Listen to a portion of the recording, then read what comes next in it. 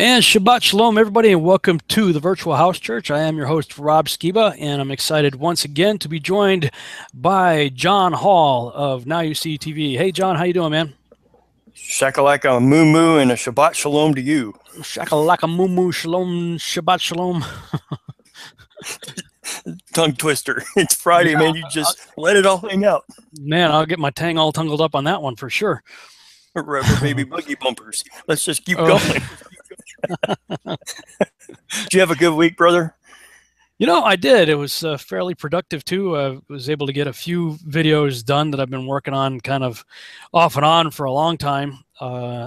So that's been a relief because it's been, I've got this huge to-do list of I got to get, this done and that done. And so many projects in various stages of completion is driving me nuts. And just to be able to drop one or two off of that list is a rewarding feeling. The list is still like this, though. You drop one or two off, it stays right here. Well, yeah, that's the problem. The list is this big, and you drop one off, but then another one, it never seems to change. But I'm excited, man. We're trying to get ready, get all geared up for our trip to Amsterdam, which is, I believe, the second week of February, and been working with another guy, Luke Isaac, on Facebook to go to Australia. And that's shaping up for probably a little over a week-long trip, maybe even pushing close to 2 weeks. It's going to be a multi-city tour through Australia, and a slight possibility, nothing committed yet, but a very slight possibility of heading to New Zealand as part of that. Might as well, if we're going to be that far, might as well, take a little jump across the pond. So lots of stuff that we're trying to get done in preparation for those trips, but real excited. And we've got some other stuff going on with Now You See TV. You guys came here last week, and all kinds of fun and exciting things there. I don't know how much you're able to share, but why don't you share with the audience a little bit about, if you can, the plans that Now You See TV has for the near future. In 2000, well, actually, it's 2017. In March, we're going to be launching the web-based subscription, web-based. John's been working feverishly on the website right now. I mean, it looks seriously dynamite. It's professional. He's done a fantastic job. He's brought people in to help him out with that. We've got Gary Albar working on the Roku right now, and it's almost completed. And we're hoping to launch this thing in March. Also, we're also working on a Flat Earth conference, virtual conference here on Now You See TV, and we're trying to set up a date to where we can line up all the speakers so they can come on for one whole weekend. And we haven't got everybody on board yet, but we're working feverishly behind the scenes to get that done. On top of it, Rob's going to be helping us out behind the scenes, giving us some directions. And like I said, we just added 2 more to his list, and we certainly appreciate it. You said we came down there last week to talk to you about it, to get some direction. And man, you guys are gracious. You and Miss Sheila were just so gracious to us while we were there, and we thank you for that. Yeah, we had a blast. It was a good time. I wish you had a little bit more time to spend with us. There's a card game that I learned when I was at Sukkot called Nerds. It was actually Jacob Saremba and his wife introduced me to the game, and we played it like every day. And it's a lot of fun when you got like 4 or more people involved. Man, we could have had some fun if you guys could have stuck around a little bit longer, but there'll be more opportunities. So but it was just nice to be able to catch up and spend some time together with you guys again. And here we are again in the virtual world, and we're excited to have everybody else that's here with us this evening joining us. We are going through the Torah portions, and I'm going to do a screen share again here for the Virtual House Church. I did post week 13 on the Virtual House Church Facebook page and on my page at Monday and today, and hopefully people got a chance to go through it when they come on tonight and have some really good questions for us. Yeah, hopefully everybody did their homework. This year we're not going through line by line and the verses of the Torah portion of the prophets of the New Testament. We did that for 2 years in a row, and all of that's available here on the Virtual House Church. If you go to virtualhousechurch.com, scroll down in the left-hand menu. Well, first of all, if you're new here, if this is the first time for you, I would say start here. Start with the Coming Out of Babylon link. If you go to that page right there, It really gives you kind of a high-level overview about who we are, what we're doing, why we're doing it. Lots of videos to check out to kind of lay the foundation here for you. So check out the Coming Out of Babylon link. Lots of stuff there. This week, if you scroll down the left-hand menu, we're doing Exodus. We just finished Genesis last week, and this is week number 13, where we start the book of Exodus. And this is the King James version of the workbook. We've had that out for a while now, at least a year or two. And I just finished last week, actually, the Exodus workbook in the World English Bible translation. That's available now on Amazon. If you just do Wisdom from the Torah Book 2 Exodus, and then in parentheses type in WEB for World English Bible Edition, that'll take you to that one, and that's available for anybody that's interested. So we have it in King James as well as World English Bible. The broadcast for 2013 is right here. I need to rearrange this again. Let me see here. 2012, I think, is down here somewhere. I started it with Genesis. I didn't do it with Exodus yet. So what I'm going to do is move the Exodus player from 2012 up to the top of the page, and I'll do that throughout the website for all of them. I did it for Genesis. I just didn't do it for the other books yet. So you'll have 2012 in audio, then 2013, and then below that will be this show that we're doing right now in 2016. On some of these, I also have additional teaching from the Way Biblical Fellowship. You guys can check that out.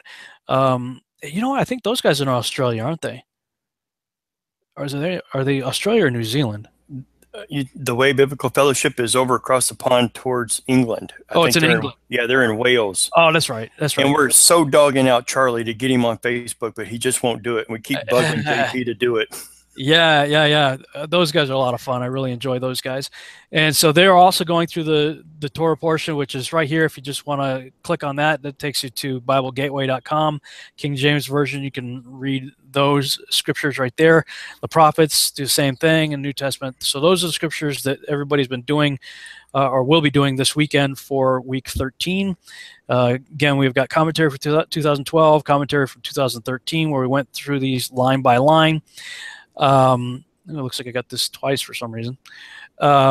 This is a ministry called Parsha in 60 Seconds. Parsha is a Hebrew word for study.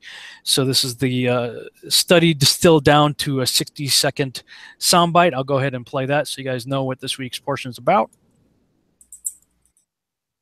Shalom and welcome to Parsha in 60 Seconds. Today's portion is from Exodus 1:1 through 6:1. It is called Shemot, which means names. Jacob's descendants filled the land of Egypt. Joseph and all of his generation died. A new Pharaoh arose, but did not know Joseph. He feared the amount of Israelites and enslaved them. He commanded the Hebrew midwives to kill all baby boys at birth, but they feared God and disobeyed. Pharaoh commanded that all newborn boys be cast into the river. A Levite couple hid their baby boy for 3 months. Finally, he was sent downriver in a basket, and Pharaoh's daughter found and adopted him and named him Moses, which means drawn out of the water. Moses grew up and he saw injustice on the Hebrews and killed an Egyptian. He ran away, met the Midians, and married into their family. God heard the cry of the Hebrews, and while Moses was watching sheep, God appeared to Moses as a burning bush. Moses was sent back to Egypt, and God would perform many wonders through Moses' staff. God hardened Pharaoh's heart. Moses and his bro Aaron confronted Pharaoh, and he was like, "Hey, let my people go." And Pharaoh was like, no. Pharaoh then made the Israelites work even harder and blamed Moses for it. Moses questioned God why things weren't working out, and God told Moses that the show was just beginning, and God would throw down on the Pharaoh. And that is Shemot in 60 seconds.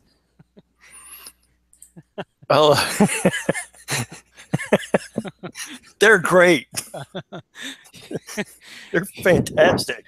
Yeah, those guys are a lot of fun. You got to throw down. Those guys are fun. Moses' bro, Aaron. Yeah, let us go. No. You know, it's joyful to read his word, and I'm glad those guys see it. Yeah. They do. You can tell they enjoy what they're doing, and it's always, I find it a joy to watch their 60-second videos there. So that summarizes what this week's portion is about. Some in-depth commentary for those of you who really want to go deep. This is the link you want to, these two links right here you want to check out. It's by an individual named Ardell from yourlivingwaters.com. Always really cool in-depth insight to check out there. And these are just some of the other notes and stuff from previous years going through this.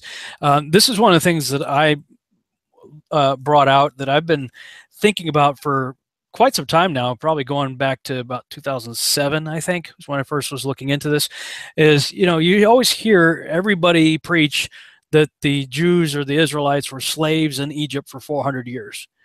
Well, that's just simply not possible. And here's a chart that lays out the reason why I say that. Let me see if I can enlarge this. Okay, we see that were the children of Israel really slaves in Egypt for 400 years? Not any time from Abraham to Moses they weren't. God said in Genesis 15:13 that Abram's descendants would be oppressed as slaves for 400 years, and then he would deliver them. Nowhere in Genesis or in Exodus does this happen. So Exodus 12:40 makes no sense at all as it is presently translated. In Galatians 3:17, Paul states that there was 430 years between the covenant of Abraham and the law being given to Moses. Abraham was 75 when God made the covenant with him. Moses was 80 when he received the law. Here's the timeline. God gives a covenant to Abraham right here. No one's even in Egypt other than brief visits back and forth until 215 years after the covenant of Abraham, when Joseph is sold into slavery. So nobody's even in there. Nobody's even in Egypt until 215 years. Then we know the story. He's in prison and he gets out, and he's made second in charge of all of Egypt, and he rules in Egypt, and his family, the whole family of Jacob, we know the story. They come down there because of the famine and whatnot, and they're blessed for 70 years. They're living in the land of Goshen. Everything's great. Everything's wonderful. And then sometime, after Joseph dies, a Pharaoh shows up that didn't remember Joseph. And then the oppression starts. So at best, I can figure 100 years at the most where they were slaves. I tend to think that they were actually put into slavery just prior to Moses's birth. So, on the low side, maybe about 80 years they're in slavery. On the high side, 100. But they certainly were not slaves in Egypt for 400 years.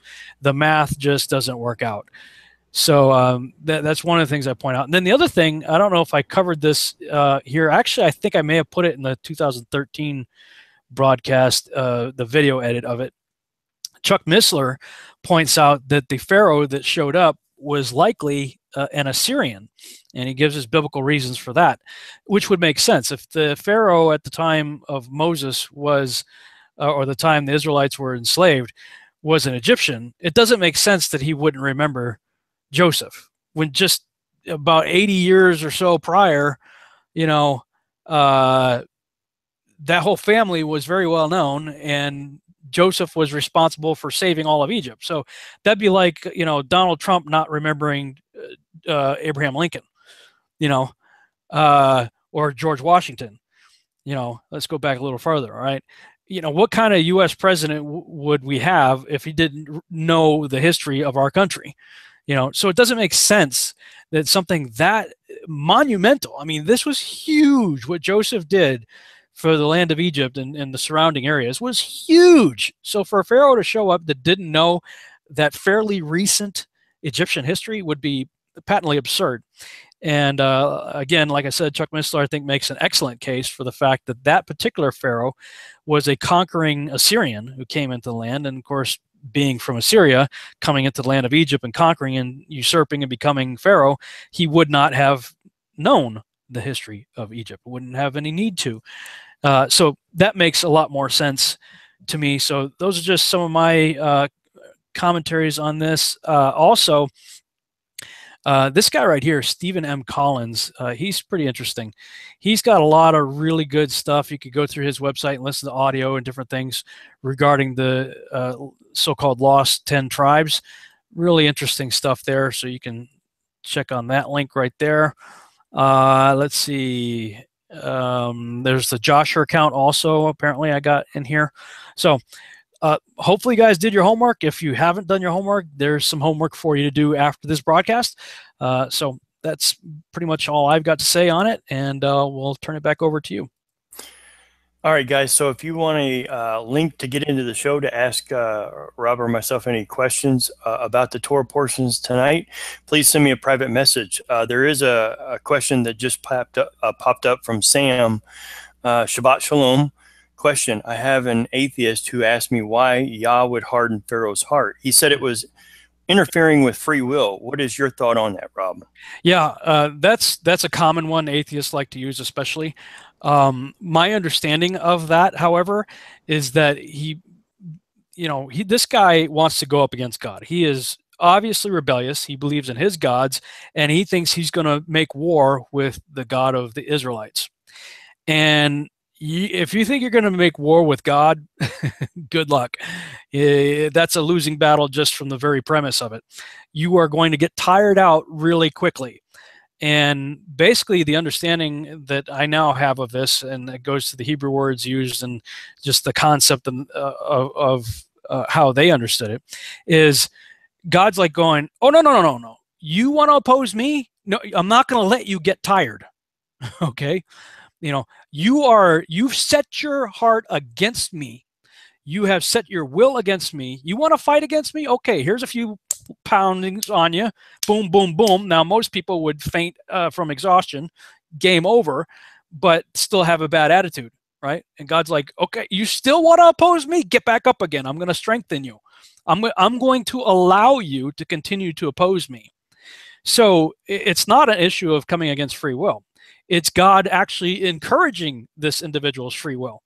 He's saying, you want it? You want it? Come on. It's like in Rocky 3, right? Rocky's taunting Clubber Lang, Mr. T, is that the best you got? Come on, come on. He's rubbing his head, come on, is that the best you got? And Mr. T's trying to, pound the snot out of him, but he's like, Rocky's just getting madder and madder, right? And Paulie's and Apollo's in the corner there, and they're like, man, he's getting killed. He's like, no, he's not. He's getting mad. He's basically just saying, hey, go ahead, man, give it your best shot. And I'm not going to let you get tired. I'm going to strengthen you in your weakness. I'm going to allow you to continue to oppose me. It's almost a type of shadow of how the high priest in Yeshua's day sent out spies to spy on Yeshua. Though we see with those guys, Yahweh almost hardened their hearts to his teaching, to his disciples, and the way he was reaching people, because it scared them. And here's Pharaoh looking at Moses going, oh my gosh, he's taken all of Israel, he's taken our slaves, 100 years or 80 years, he's taking our workforce and leaving. Yeshua is doing the same thing with the 10 lost tribes of Israel in diaspora. He's reaching them almost. Wouldn't you say it's almost another type in shadow? I'm not sure. I'm not sure I totally followed exactly what you just said, but well, he hardened their hearts, the leaders of that day. It's almost I think we get messed up on the terminology, because when we hear that, it's just like the atheist accusation. That's like, well, poor Pharaoh, he didn't have a choice. God, made him come against him. That's not the case at all. As we actually see, God many times will turn people over to a reprobate mind. He will give us warning after warning and say, hey, you better not do that. That's not the right way to go. He maybe chastise you a little bit, try to get you to turn back, to repent. And finally, if you don't, he says, okay, if that's what you want, here you go. You don't like the manna I've got. You want quail? Okay. Are you going to complain? Okay, fine. Here's all the quail you can possibly handle, and they're puking on it, shortly afterwards. So, God gives us what we want, for better or worse. It says whenever two pray in agreement, right, and in accordance with God's will, he will do it. Well, I think the reverse is also true. It's like, if you're going to set your heart against me and you're going to persist in being against who I am and what I'm about, then fine. I'm not going to let you get tired. I'm going to strengthen you in that. I like that. I like that perspective you have.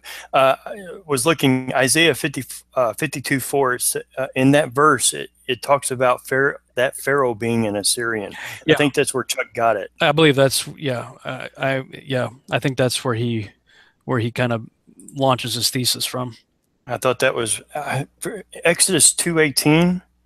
And 3:1, and I'm sitting there looking at him. It talks about Moses as his father-in-law. In the Blue Letter Bible, it defines him as Esau's son-in-law. I was like, what? I didn't know if you ever heard that. No, I don't think I've ever heard that or looked into that.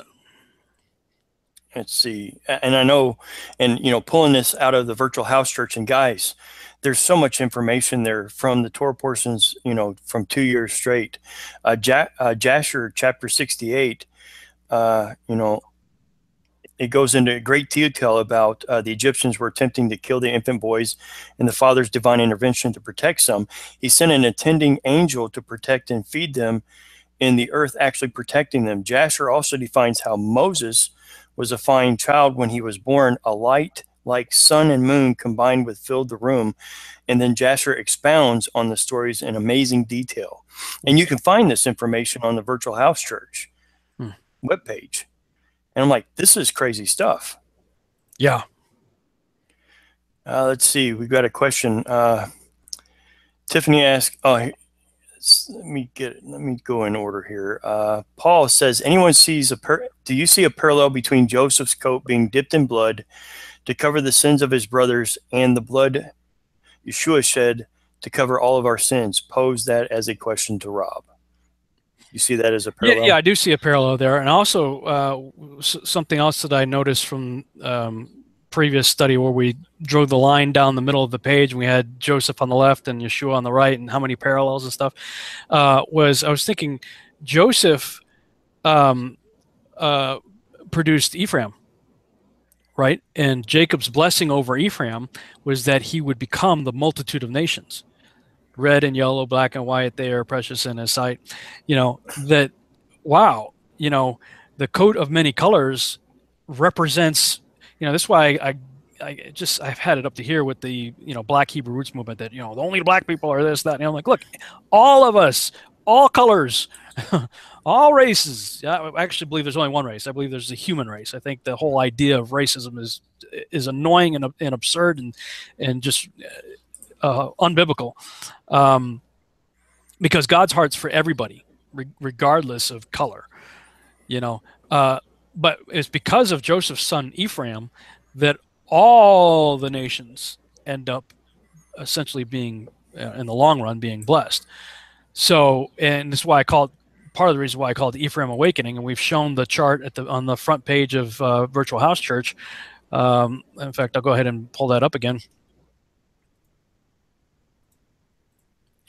You go to virtualhousechurch.com, and right there on the front page, scroll down, and you have the restoration of Israel right here. All the colors right here, the coat of many colors. And, Joseph being a type and shadow of Yeshua, he's all about he's not willing that any should perish, but that all should come to repentance. So, yeah, long answer, but the short answer would be, yeah, I do certainly see the parallels. Well, I know you got the question last week. Why do you think there's no blue dots in Russia? And that was an interesting question. Yeah, well, there's restricted access countries, all that kind of stuff. That doesn't mean that there aren't people there. There more than likely are lots of them there. They just don't have the freedom to post it up on social media. Wow. Okay. Let's see here. There was a comment. And it was private message. And they said, couldn't one say that Pharaoh's heart was hardened due to the fact that the ordered the firstborn of the Hebrews killed? Just because he did that, that's why he just ordered it. Seems like he may have been judging Pharaoh for what he just did.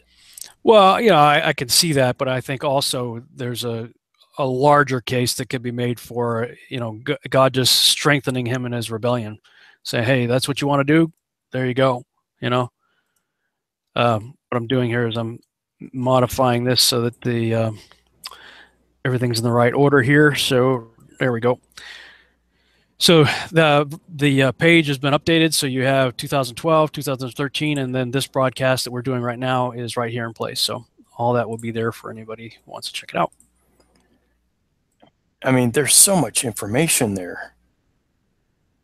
So much. And you go into a little bit of Jasher. I believe Esau was married to Ishmael's sister from Jasher. Yeah, it was sister or daughter. He was married to his daughter.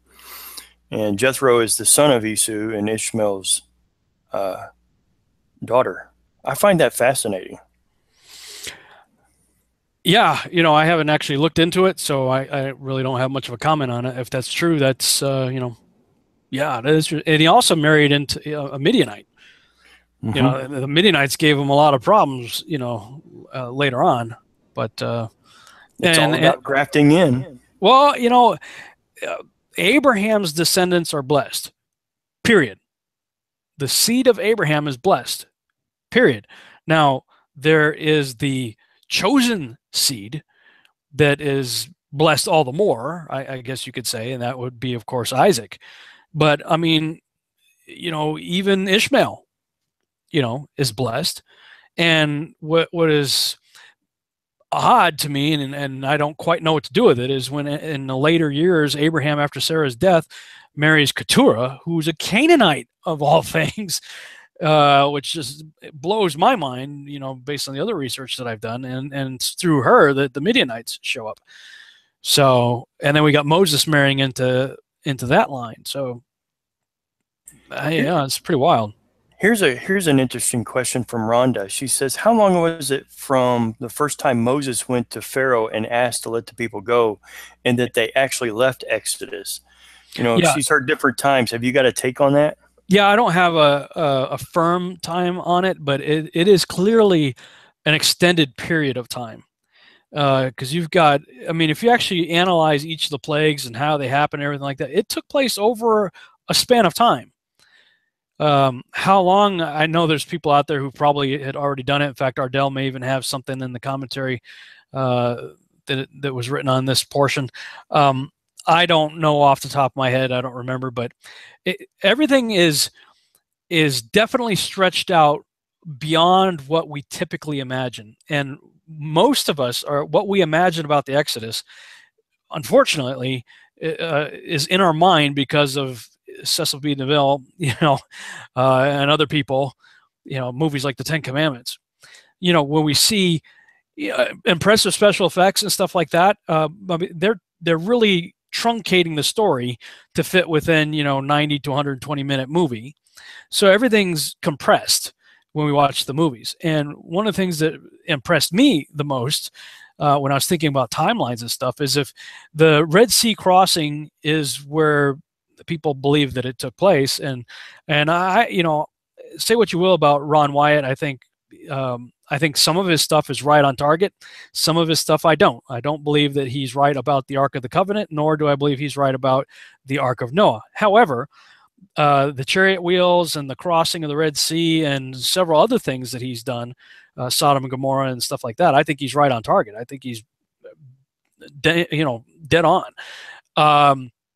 And if the Red Sea crossing is where he and others have said that it is, that's a really long journey that the Israelites, if you imagine 2 million people, some say thereabouts 2 million people, right? I mean, we're talking men, women, children, old people, animals. A young person can sprint, pretty fast. But when you're dealing with that kind of a group of people with, men, women, children, old people, animals, it wasn't a fast journey. And when you look at the distance they had to cross, I mean, they were going all night long. I mean, it would have been literally an all night long affair, probably well into the morning. So, this is an impressive miracle when you consider the wall of water on both sides, for like 12 hours, let's say, I don't know if that was that long, but however long it was a lot faster than the 20 minutes we see in the movies. I mean, they're walking this long distance looking at the, whales and stuff looking at you through the, wall of water on either side of you. So, yeah, I think everything from each of the individual plagues to the time it took to cross the Red Sea is a lot longer than what most of us imagine it to have been, primarily due to the movies that we've watched. I don't know who I was listening to. While you read these stories, you put yourself in those places, and you're walking along the wall of water. And I've heard people make mention it's a type and shadow of being baptized and stuff. But as they're walking, you got to go through ruts that have dried. Of course, the wind dried the ground, the rocks, the terrain, the bumps, and they're carrying carts, babies, like you said. It had to have been a massive, high anxiety trek all the way through there. Oh yeah, I mean the average. You just think, okay, Moses and maybe his brother and a few other people probably had the faith. Moses raises his staff and the sea splits. Okay, that's a pretty good indication. All right, guys, God's got our back here. So the primary dudes involved probably had all the faith they needed to go across without any anxiety. But you're dealing with, if we're dealing with 2 million people, the people in the back of the line, they're just following the people in front of them. They don't know what's going on. They're just kind of following the crowd and hoping they make it through it. So yeah, they had to have been freaking out going, I don't know how this is happening. But and like you said, the terrain would have been uneven, and I mean, it was a massive miracle. I mean, a huge, and just logistically, when you think about it, the more you start to think through how things happen, and how like a convoy of people works like an accordion. When I was in the Army and we would do road marches, a lot of times we'd end up in alphabetical order, and because your name is on your name tag is your last name, so I'm Skiba, I'm way in the back, and what we go on these long road marches, I would end up running the entire road march. And the reason for that is because some knucklehead, somewhere between the B's and the G's probably, or the M's, is not keeping pace with the guy in front of him. So what happens is, he lags a little bit behind, and then he has to, step faster to get caught up. And then, but this accordion effect gets worse and worse and worse the further back you get. So, when you get to the S's through the Z's, we are sprinting the entire 4 or 5 mile road march. And I used to get so mad because I'm like, I'm gonna kill the whoever the schmuck is that's over here in the M's is causing this, because man, I mean, you got 50 pounds on your back and you got combat boots on, and you're carrying an M60 or an M16, and man, I mean, and you're in Alabama in August. Oh man, so this is a memory that I have of how logistics work in a convoy of people, marching, and how this accordion effect takes place. Now, just imagine 2 million people with old people and children and animals trying to run every which way. Wow. I mean, there were probably huge gaps between, okay, you got, whoever the forerunners are, they're going, maybe they're just walking at a swift pace, and a few people behind them, but not far behind those lead people, you're going to get this massive accordion effect taking place. And by the time you get to the back end of the 2 million, I mean, there were huge gaps taking place. And I mean, this is a massive miracle. And what gets me really excited is there's a greater exodus coming. And when you read about that in Jeremiah, it's written in such a way that this greater exodus that's coming is going to be so great that, as amazing as the exodus was that we're reading about here in the time of Moses, that exodus is going to pale in comparison to what's coming. So, and the more I think about what happened, and the pillar of fire showing up, and the plagues, and yeah, the Israelites had to experience 3 of the plagues, right? 3 of the 10 plagues. They had to go through it. So we're going to have some rough times. But the other 7, they were preserved in Goshen. And we've talked about it before that, Norm Franz said that your Goshen is wherever God has you. And that's something that I've taken great comfort in, is just like, okay, I'm in my Goshen. This is where God has me. If my Goshen is somewhere else, he'll move me there, just like he moved Jacob, and his family from Canaan to Goshen, but in the beginning of the Exodus workbook, I have the chart that explains what I'm just talking about here, that, the plagues of Revelation, they're just an amped up repeat of the plagues of Exodus. There's like a perfect correlation between them. And so I talk about that some more in the workbook and stuff too. So yeah, we are in for some, in some ways scary, but in some ways extremely exciting. I mean, we forget Industrial Light and Magic. We haven't seen special effects like what really happened in the time of Exodus and what is to happen in the future. That was one of the questions from the chat room, the correlations between the plagues and what we see in Revelations. And I'm glad you put that up there. And I want to get everybody on board. Where can they go find the Exodus workbook that just came out? Are you working on others at the moment? Yeah, well, like I mentioned earlier, I'll put a link here eventually for the World English Bible version. But if you just want the King James, which is one I just showed you, you can click there. That takes you to Amazon. And if you want the other one, you could just go on Amazon and search for Wisdom from the Torah, Book 2, Exodus WEB edition, and that'll show you that one. So both of them are available through Amazon. And yes, I will be definitely continuing the process of translating the other ones, or not. I'm not doing the translation. I'm just cutting and pasting basically and reformatting, but publishing the remaining Torah books as WEB. I'll try to get Leviticus done, obviously, before what is Leviticus week number 24. So I've got a few weeks to get that done, which is good because I've got a bunch of traveling going on in between there. So sometime between my travels, I will try to get the Leviticus workbook done before we hit it in week number 24. Excellent. Excellent. Okay, guys, this is the Virtual House Church. One of the reasons why Rob has started this on Now UC TV, so he can interact with you. I have got the link hot and ready. I'm about ready to just throw it into the chat room and welcome you guys in. You okay with that, Rob? Yeah, man. Let's go.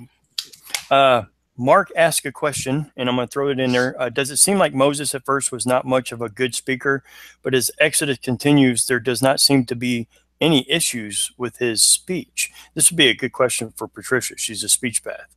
I can't speak well, Yahweh. Yeah, I don't remember if it was in Joshua or where it was, but I seem to remember reading a story that he did have some sort of physical problem. If it was caused during birth or something. I don't remember what the case was. That he did. He apparently had a problem.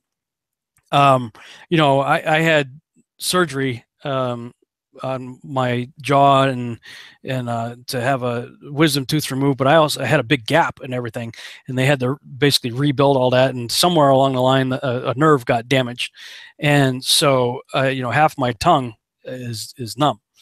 And in the beginning I was biting it all the time because unfortunately I couldn't feel it like when I was chewing, but I could feel it when I bit it. It's like, oh man, I bit my tongue again. So I ended up biting my tongue all the time. And in some ways, I had to relearn how to talk to compensate. It feels, this was back in 2013. It feels like it is improved. It has gotten better since then, but it's still numb. So maybe I've just adapted.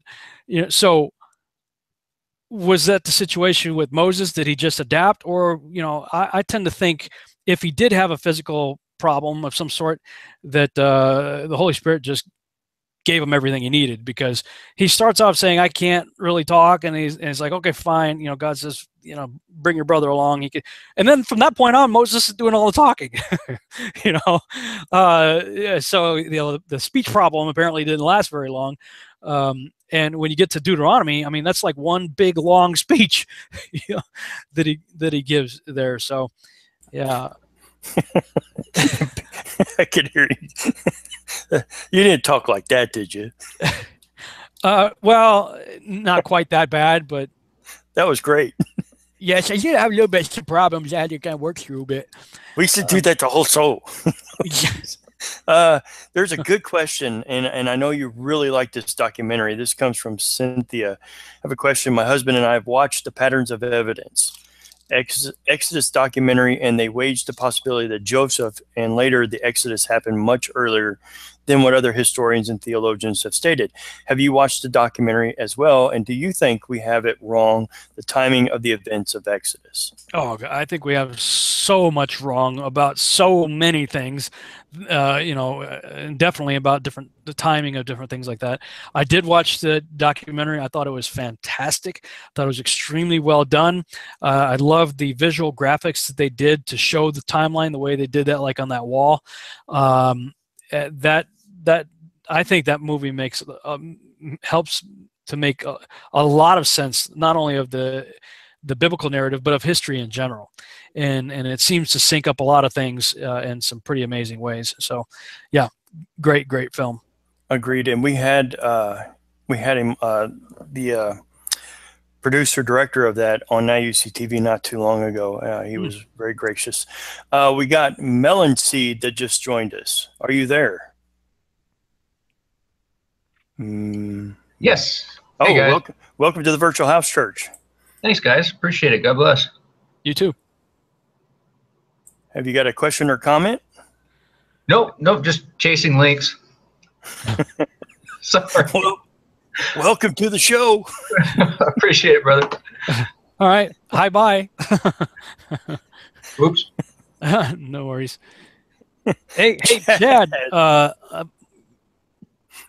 Welcome to the show, Chad. Got your book, buddy. Came in earlier this week. So yeah, I'm excited to have the hard copy. Hopefully you guys are watching this and listening. Had a chance to catch the Revolutionary Radio Project interviews that I did with Chad. We did parts 1 and 2. We have to do a part 3.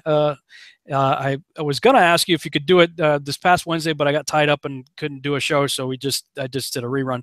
But love to get you back on again and talk some more. But now I have the book, so that's thank good. you. Well, you can go through that, and we can get those questions lined up, and you can put me on the hot seat, as it were, I guess, a little better. That you were mentioning that, that we talked about that a little bit out of the book with the amped up repeat of Revelation and the plagues there. I think now we can see literally why there's legal parameters and justifications for that. It's just not accidental linkage of those plagues showing up. It's the same God. So I think that's exciting. It's very interesting. We're in the book of Exodus, and at the end of or at the beginning of Revelation, I noticed how, like you did and many others did, it seemed like we just saw that repeat of the book of Revelation that was in Daniel. But it's interesting that at the end of Daniel leaves off with them two others on the opposite side of a river. So it leaves off with an Exodus type situation where Revelation then picks up. So I thought that was always interesting too, that you have that correlation going on there. Now, I'm not sure if I'm going to get this right or not. I think it's called Gen 4 or something like that. Sheila's been watching some documentaries or YouTube videos and interviews, people talking about strange things that are happening with memes and lyrics and songs and stuff like that, and that it's basically a part of a ritual or some sort of thing dealing with one of the Egyptian gods. And they were saying how there's been this sort of return to various aspects of Egyptian god worship. And of course, we understand that when we talk about things like my book Babylon Rising and what our own currency has on it, and what a lot of the rituals in Freemasonry and things of that nature are always going back to things dealing with Egyptian gods. And so it was just kind of interesting as sort of I guess I could say an added confirmation to your thesis on a totally unrelated subject. Sheila let me listen to some stuff. I'm like, wow, this is just like Chad was saying, is, God is basically turning the whole world into Egypt, and I don't know if it's something that he's actively doing himself. I don't think that's probably the right way of saying it. It's probably more like he's allowing, people to do what they want to do, to, in their free will, to return to those things. But yeah, man, I mean, the more my eyes are opening to your thesis, the more I'm actually seeing it playing out. Well, it's those same spiritual influences and how they're purveyed and conveyed and there's a certain amount of people who are really into that, who make sure that they push it out. And, you know, I can only expect that we're going to see more and more of that type worship of the Egyptian gods, and modes of worship and rituals coming to light more and more. If anybody is coming out of that world, you know, out of that world, I'd be interested to hear, you know, from some of those who have converted within the last year, what they could tell us about, you know, those kind of things. I wouldn't go actively looking for them, but it's interesting to know. Yeah, right. So anyway, yeah, I love this portion of the scripture. You know, it's you talked about time moving too. I think it was interesting. I was pointing out, you know, and back at the beginning of this portion, if you go up, and it says that Moses came up, you know, when he escaped from the land after the showdown with the two taskmasters. You know, he runs out and escapes, and then he says he dwells in the land. He fetches water for the gentleman's daughter, who we later find out had Ebenezer, I think. But and he says, "Oh, hi, how are you? Want my daughter?" It's like 2 verses. What's up, yo? Here, Nice to meet you. Here, take my girl. well, yeah, like, yeah. Everything's always verses. Yes. I mean, again, it's all truncated. It's like, man, she must have been a real bear in the tent. You know, hi, how you doing? I've been looking for someone to just take her. First guy that shows up, chucks her out the tent. There you go. Here, I don't like this one very much. But anyway, that's all I was pointing out. I'll mute now. All right, cool. So Thanks, it's good to have you on, Chad. We had Ike show up. Ike, Welcome to the show. awesome, man. Nice to finally meet you. We interact sometimes on Facebook, but wow, Right. welcome, man. Shalom, brother. Shalom. Thank you for having me. Oh, you guys can hear me, right? Yeah. My first time doing this. Yeah, I can hear you. First off, before I just go just quickly, I just want to tell you guys that I do appreciate what you do. And Rob, I don't know if you got any of my messages in the past, but I know you were going through a hard time with some of these people coming on your page and all that foolishness. But, you know, I just want to remind you, hey, you know, I'm an example of what can happen when you're faithful to what the Most High has for you. So thank you. Thank you. I appreciate it. Wow, your obedience. thank you. Thank you. I think sometime earlier last week I had a question, but it escapes my mind right now. But what I do want to get your take on, I know you were earlier speaking about the Black Hebrew Israelites. Now I have a close, well, at a point, I had a close relationship with some of my friends who were Christians together in our old church, but they found their way into that belief. And one of them, I really respected him a lot, and he was actually like a teacher in the Christian church. So I felt that the Most High was leading me just to keep my eye on him, watch, and also I would pray. Like, Father, as you show me the truth about your Torah, if this is true, you know, let me see if there's any truth to this, you know. And you know, they were coming at me with one of the beliefs is that the slaves were taken out of a certain part of Africa. I'm actually from Nigeria, and I'm from the Igbo tribe. So they would come at me a lot once they knew that. And I'm like, hey, you know, I mean, what would it hurt? You know, either way, I'm good. So I wanted to know the truth. And they would always, when I hear all the reasonings and I'll pray about it, it just never sat right in my spirit. But I'll be amazed on how many people are just leaving the churches, especially young Black men, and would go towards that thinking.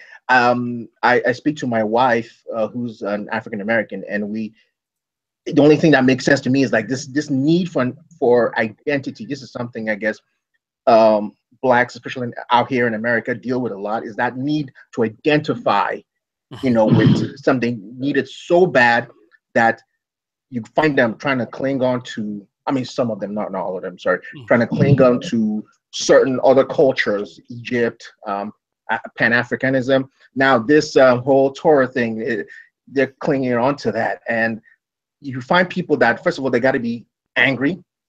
That's the thing. They are almost always very hostile. It's not like, hey, let's have a conversation about an interesting idea. It's like very hostile. I mean, I don't publish what people say to me and do to me, but wow, I mean, they are an extremely hostile group, at least in my experience. Yeah, you have your different branches, they're different camps, but actually the camp that my friends are in, well, it's not a camp actually. They just separated from that. They're more about, Yeshua, and they try to separate from the costumes and all that stuff. But the that this that disdain for whites, who they'll call Edomites, is really heavy, to the point where they would take scripture and say that, what the Most High wanted Israelites to separate from the rest of them because of a race. They made it a racial issue. Right, exactly. And for me, it was like, if you read the verses, every single verse they picked up, if you read it, he wasn't concerned about the outward. It's about what they would do, how they would, pull them away from worshiping him so they can serve other gods. And that's what the Most High was trying to avoid. And but anyways, it was just crazy with that. And I know I just wanted to, touch on that a little bit with you. And if there's something extra behind that, because I do have friends, like I said, that get into this. I want to see what I can do to encourage them not to, just to stick with Torah rather than go into the whole genealogy part of it. But is there anything you've heard regarding like that history going way back that maybe they might have some kind of a make sense of it? What you're saying makes sense to me, this need for identity and things like that. So I understand that part of it. But like I've been saying all along, it's like, okay, whatever color Noah and his wife were, they had 3 children of the same color. It's just right. So, and then shortly after that, even if we went with the idea that for some reason he had, Asian child and a black child and a white child, let's say that bizarre theory is true. Well, the next chapter, Genesis chapter 11, they are all together intermingling in the plains of Shinar. They're thoroughly mingled together doing their thing, and they create this tower together, and then God separates the language into 70. So there's further dispersion. Then over time, they start to mix together again. And then you have, what we're reading about here in the Exodus, stuff like that. And you have the mixed rabble coming out. It wasn't just the Israelites, but it was the Egyptians coming out. And if you go the route that, the only black people are slaves, which is not true. Almost every race has at some point been enslaved. I mean, people talk about slavery of black people in America. Well, why are they ignoring the Irish slave trade, which was in some ways even worse? Pink, pale skinned white guys with red hair, and there was all that going on here. So all of that aside, you have the mixed rabble coming out, and if you go the route of believing that the Israelites were black and that everybody in Africa is black, well, then you have black people enslaving black people because you have the Egyptians enslaving the Israelites. So if you want to get angry at anybody, black people need to get angry at black people for enslaving black people. But instead they're coming after white people. So, and that's all based on recent U.S., United States of America history for the most part, is where that hostility is largely coming from.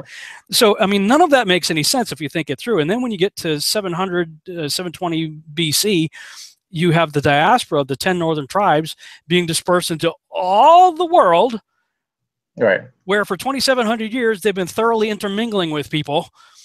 And Romans 11 for me is the trump card that just annihilates the whole theory. Because Paul says, if you believe in Yeshua, then you are grafted in, and it doesn't matter your color, it doesn't matter your whatever nationality, you are grafted into the cultivated olive tree that is Israel. So that one chapter alone obliterates all of this, and this, I'm just call it what it is: prejudice. Right. It's just outright prejudice. So I'm against the whole thing. I think the whole thing is just totally ridiculous. It defies all logic, when you actually break it down and look at what was going on, just like I just did.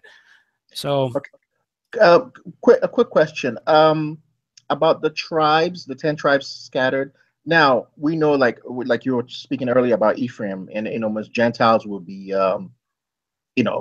it makes sense that they get into being part of the 12 the tribes of Israel through Ephraim, you know. But what about, is there a chance that those are originally scattered somehow, some way, their descendants would, you know, realize that they're blood descendants of Abraham, or is it just all just through Yeshua?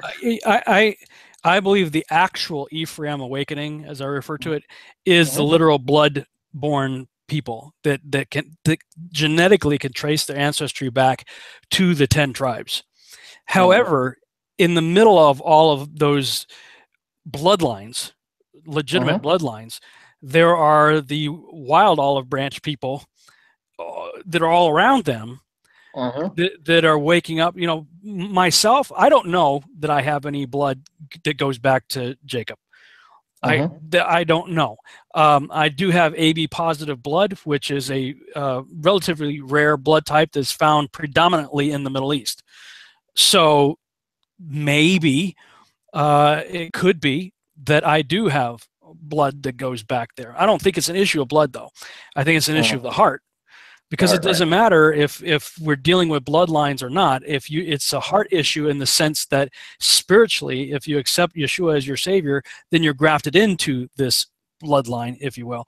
So, but I believe the actual Ephraim awakening is the blood descendants who, it's the story of the prodigal son. Because you have the two brothers, and one goes off and sows his wild oats and goes crazy, you know, and the other stays home and does what he's supposed to do, and, you know, stays relatively faithful to the father. And then the prodigal wakes up in the pig pen one day and realizes how far astray he's gone, and thinks, man, I got to make my way back to the father. You know, I believe, based on the prodigal son story, that the Ephraim awakening is the literal awakening of the prodigal son, the blood and the descendant of the 10 tribes. But again, they were dispersed into all the world. And so wherever they're popping up, and whatever influence they have had on their surrounding, you know, neighbors and whatnot, we're being brought in with them. So, you know, I like to think that, you know, if I don't have blood relations, and frankly, it doesn't matter to me either way. If I do, great. If I don't, great. I'm going in with them, you know, because I'm waking up right alongside of Ephraim, you know, if that makes sense. Oh, interesting. All right. Well, that's all I got for now. You know, I'll probably start racking them up for you next week. But again, appreciate what you do. Thank you. Appreciate your family and the guys of UCTV. I just thank you. Without you guys, especially where I'm at, I don't have too much fellowship. You know, that's an issue when you leave the church, you leave that whole fellowship, and it's hard to get but I do have a lot of, like, say, Black Hebrew Israelites. It's not a problem to find them around here in California, but that's not what I'm looking for, and it's kind of hard. So what I have is you guys. What I have is what you guys do. So even if it's just for one person, and I know we're probably thousands, thank you from the bottom of my heart. I appreciate it. Thank you. Hey, what part of California are you? I am in the Inland Empire, about 50 miles east of Los Angeles. Oh, 50 miles east. Yeah, close to Big Bear, you know. Okay. All right. You know, not too far. Yeah, cool. Well, I get out that way every now and then, so we'll have to hook up next time. Oh, for sure. It'll be a pleasure.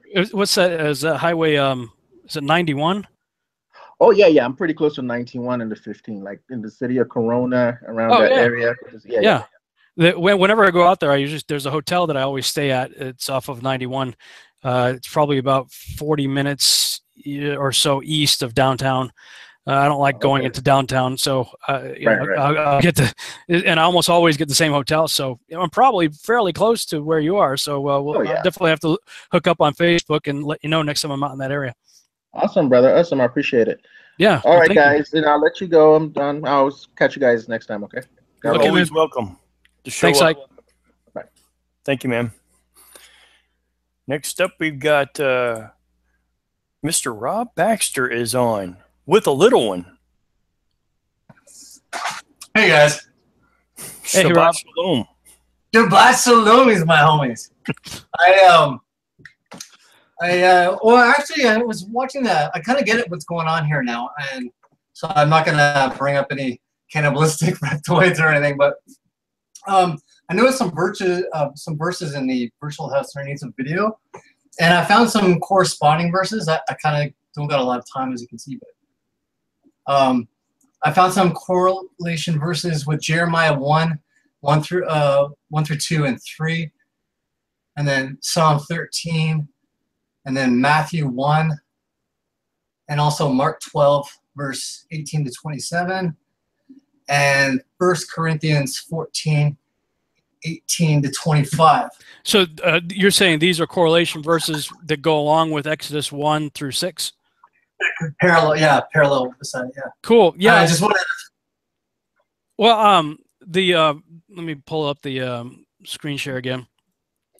The verses that you see here are mostly traditional verses that have been associated with the Torah portion for centuries. Way back when people started realizing that the Old Testament prophets lined up with things in the Torah portion as they divided the Torah up into a yearly reading program. They assigned it, and so everybody was doing basically the same scriptures, for hundreds and maybe even thousands of years. And what I did with the workbooks is, whenever I found additional verses that I thought really were good parallel verses to go along, I added them also. So a lot of the ones you'll see here are the traditional. Well, I always will have the traditional verses here, but a lot of these will also have additional ones.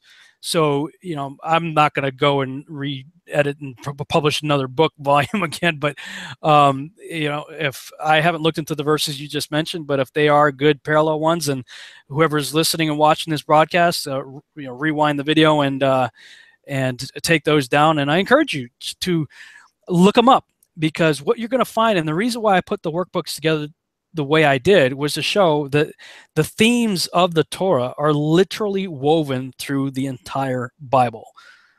From Joshua to Revelation, the Torah portions are woven throughout. And this just reinforces what I've been saying all along, is that the Torah is the Bible of the people in the Bible. It's the Bible that the people in the Bible were using as their Bible.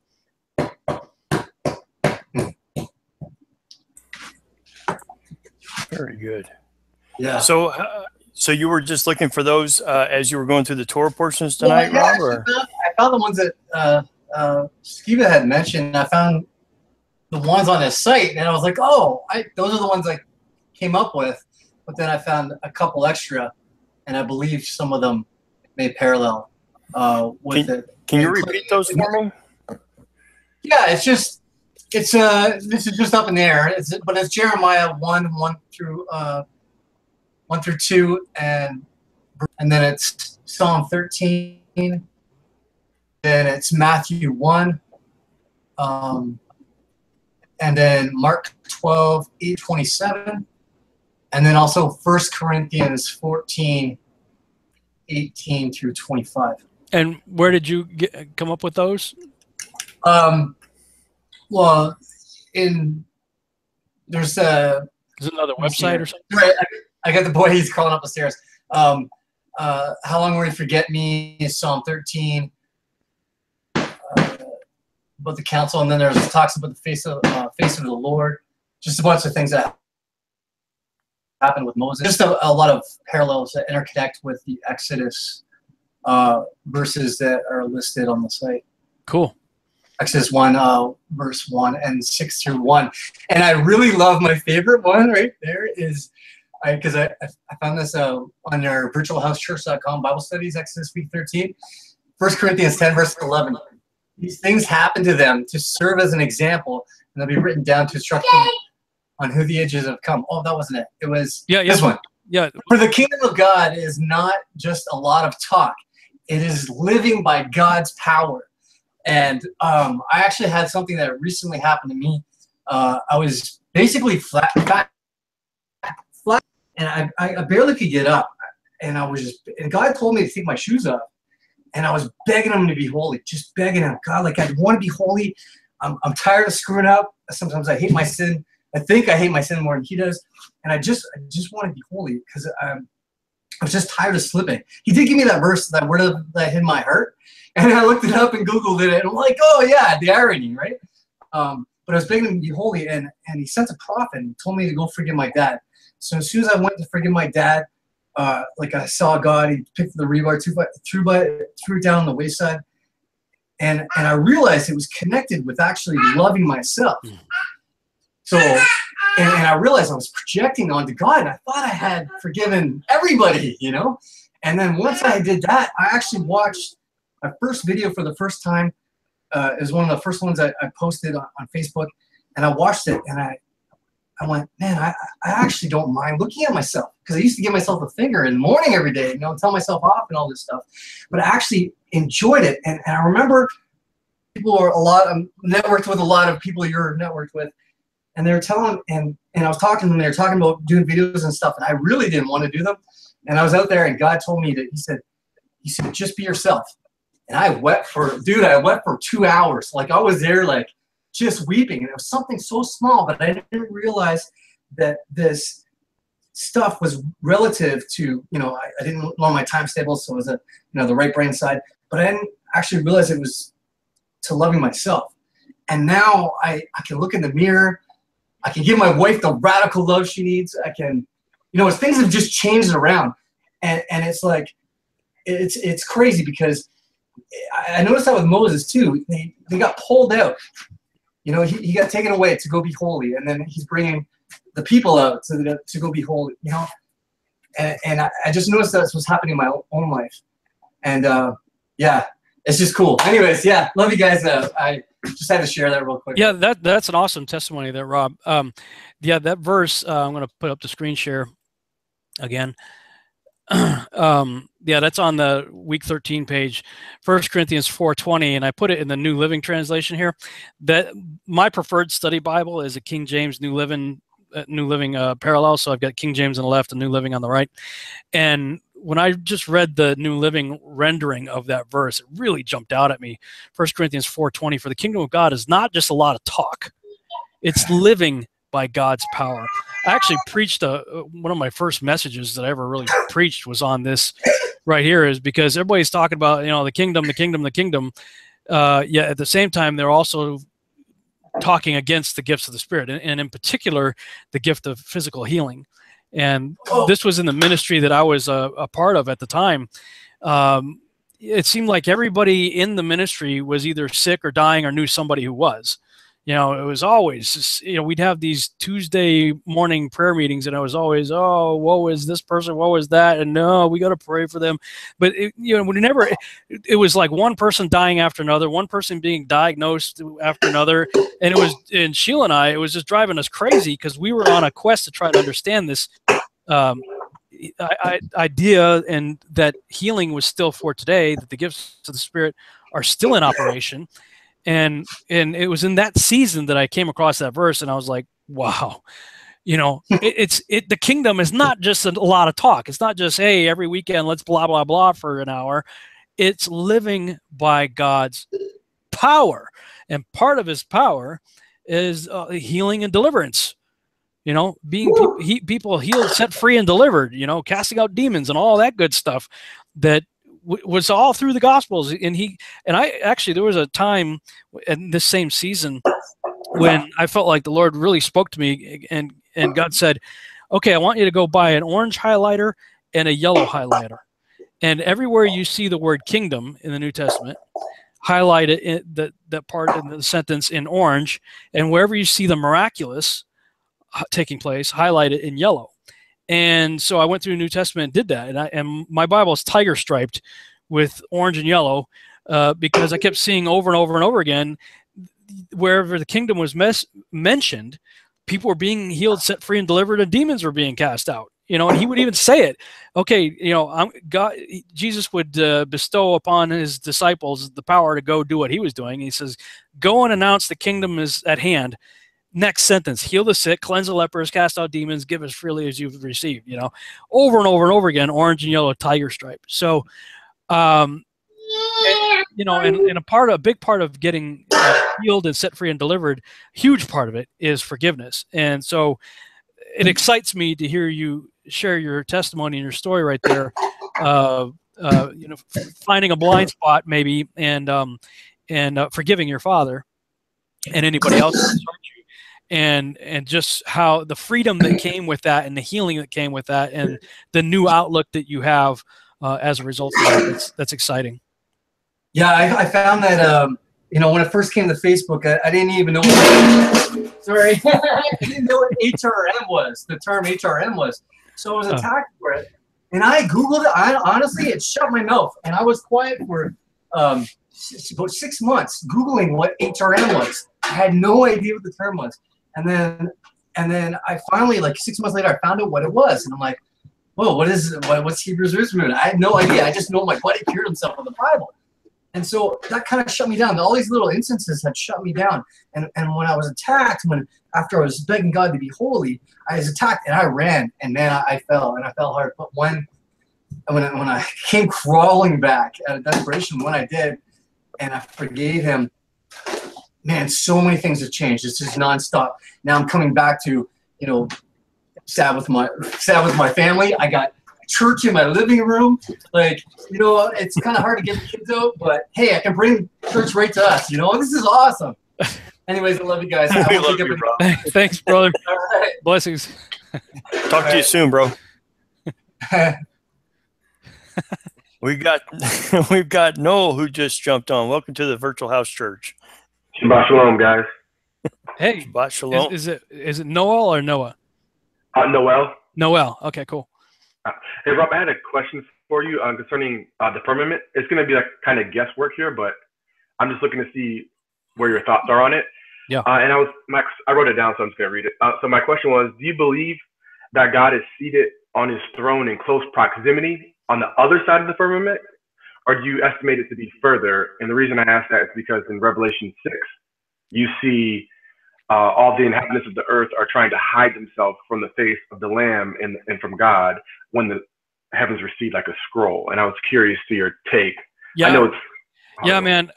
When as I got into the biblical Earth model and the biblical Earth cosmology, the way that this place is described, everything is very localized. And even in the spinning heliocentric ball Earth model, most evangelical Christians will acknowledge and believe that hell is literally right below our feet, that it's under us. And yet they think heaven's just somewhere in an ethereal realm, who knows where. And I'm going, well, what if both are very localized? I mean, the way it's described is hell is localized below us and heaven is localized above us. And it's close, close above us. I mean, it's not zillions of miles or, light years or other dimensions. It's on the other side of the firmament. And the firmament is described as a molten looking glass structure that's not very high above us. So, yeah, I very much believe now that, at least according to the Bible, his throne is very close. And this is one of those things that, people say this is a waste of time, it's a distraction, it's all that stuff. But the testimonies that I've been getting are exact opposite of what my detractors are saying. And not just atheists. I've talked about atheists and how this research has really done a 180 for a lot of those people. But also a lot of Christians have written to me, and one person in particular really stands out to me. This really heartfelt letter this woman wrote to me about how she was going through, she had just had a miscarriage and was just going through a really difficult time and all that stuff, and then just realizing that his throne is literally right there. I mean, not very far away, and that he has his eye on us was an extreme comfort to her.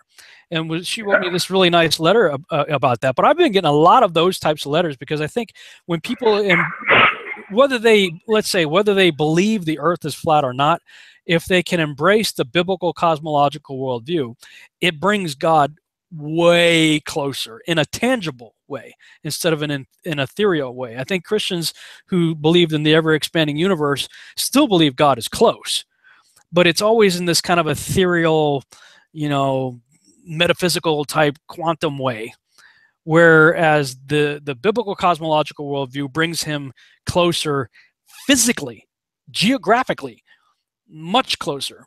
And yeah, when the sky dome opens up and the heavens recede like a scroll, and the people who are against God realize how close he really is, when he's like, whoa, there, the sky just opened, you know, the football stadium just opened up and there's the star quarterback. You know, I don't mean to, you know, I don't mean any disrespect here, but I mean, when they see how close he really is, everybody's freaking out at that point. You know, let the rocks fall on us. I mean, woe is me, I'm undone kind of stuff. So yeah.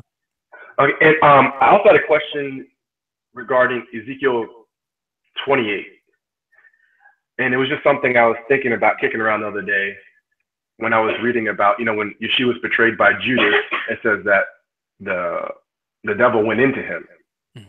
And so when I was reading Ezekiel 28, it starts off talking about the prince of Tyre and how he believes he's a god. And then it moves on to the king of Tyre, which I thought to be weird because it speaks about him being in the Garden of Eden and as a cherubim. And from what I've read or in, you know, studied, it seems to be that people associate that to be Satan, which makes sense to me.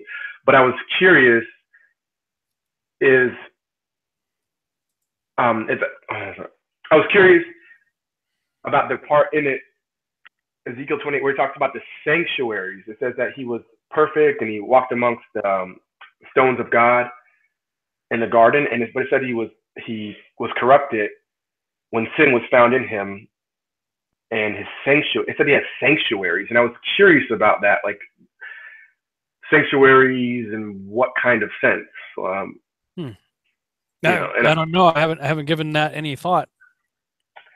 Okay, I was just curious to hear about that, because it seems also like that if that is Satan, he also is coming into the Prince of Tyre, because it seems weird to have a king of Tyre and a Prince of Tyre, but one of them's dying physically there, and though he's a prince, he would appear to be in context the actual ruler and king of Tyre at the time, but it refers to him as a prince, almost so you can get a kind of concept of the principalities in order in heavenly and earthly. I thought that was interesting. And then I just had one last thing I want to run by you real quick. I know everyone coming to Torah, we usually get into it with trying to share something with somebody about the Torah still for today, and we should keep it. And everyone usually runs to, you know, Matthew 5 to prove their point about the law he didn't come to do away with the law. And it usually ends in a stalemate, because, you know, only Yahweh can open up somebody's eyes to it, is what I'm learning. But when I was studying, I ran across something I thought was interesting, a different viewpoint on it, if you will, a take. And I was studying the fear of the Lord. I started going over every verse I could find. And from what I gathered, it was an actual, yes, reverence, fear him. But then it also says that it's, you know, the beginning of wisdom, and it ends with saying that it's also keeping his commandments. And I have some verses here that say that, but just to save time, I thought this was interesting. So in context of it being keeping the law, when you get to Isaiah 11, and it's talking about the 7 spirits of God that have come upon Yeshua, it lists them, and it ends with the fear of the Lord. And it says, his delight is in the fear of the Lord. So his delight is in keeping the commandments. And then I paralleled that with Psalms 40, verse 8, and it's also talking about Yeshua. And it says, I delight to do thy will, oh my God, yea, thy law is within my heart. And so he's clarifying that it's in his heart. And the interesting thing about it that brought it all together for me is it says the law is spiritual in Romans 7:14. And here we see that that's the spirit that came on Yeshua. He says he delights in it. Well, when you get to Revelation, and it talks about John seeing the lamb that looks like it appeared to be slain, and it had the 7 eyes, and the 7 eyes are the 7 spirits of God. Well, you know, the light bulb moment went off. He's not missing an eye. He has 7 eyes. So if the fear of the Lord is the Torah, keeping the commandments, well, there you have it. After his death, burial, and resurrection, it's still there. And then when you go over to Acts 9, it says that all the churches in Judea and Galilee were walking in the fear of the Lord. Oh, that's a good one. Yeah. Okay. Wow. Yeah. So I thought that was a different angle, a different approach to kind of, share and see what. Yeah, that's a really great insight, and it goes along with a study I did a while back on the word wise and wisdom. I mean, because I was looking into the whole wise virgins and foolish virgins, and I was like, oh, well, what does it mean to be wise, and what does it mean to be foolish? And the beginning of wisdom is the fear of the Lord, right?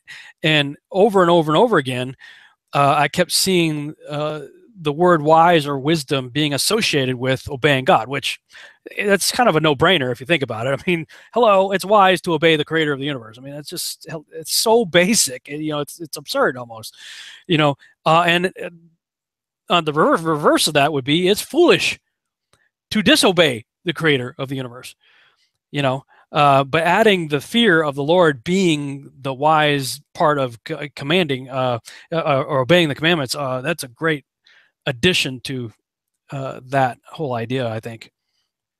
All right. Thanks. That's all I have this time right now. I have some more questions about the firmament later, but I have to form them a little better for you. We'll have more opportunities as we move forward, I'm sure. So, hey, Shabbat shalom. Shabbat shalom, man. Shalom. Thanks for coming on. Yeah. Thanks, John. John, I noticed in the chat room somebody was asking about Polaris. Polaris, could the throne be at Polaris? I believe so. I had, even before I came to any of this understanding that I have now, have always believed that that Polaris was the porthole of heaven. I've always believed that. So, the idea that it's the center of the dome, and that it's sort of Yahuwah's peephole, in a very localized, close throne room, just drives that point all the more home for me. It makes sense. It goes back to... And the angels are all going around him. Yeah, it goes around him. And then, of course, you had the temple in the wilderness where the fire was coming straight down through the middle of the tabernacle. I mean, just straight down. It's just... Yeah, and that's Andrew Hoy's model.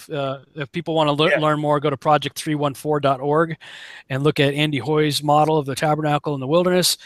Man, I think it's spot on. I mean, that would be the earthly representation of the heavenly reality of Yahuwah's footstool, with the center of the dome tent where the fire is coming straight down, being a miniature model of Polaris, the opening to heaven as seen from earth.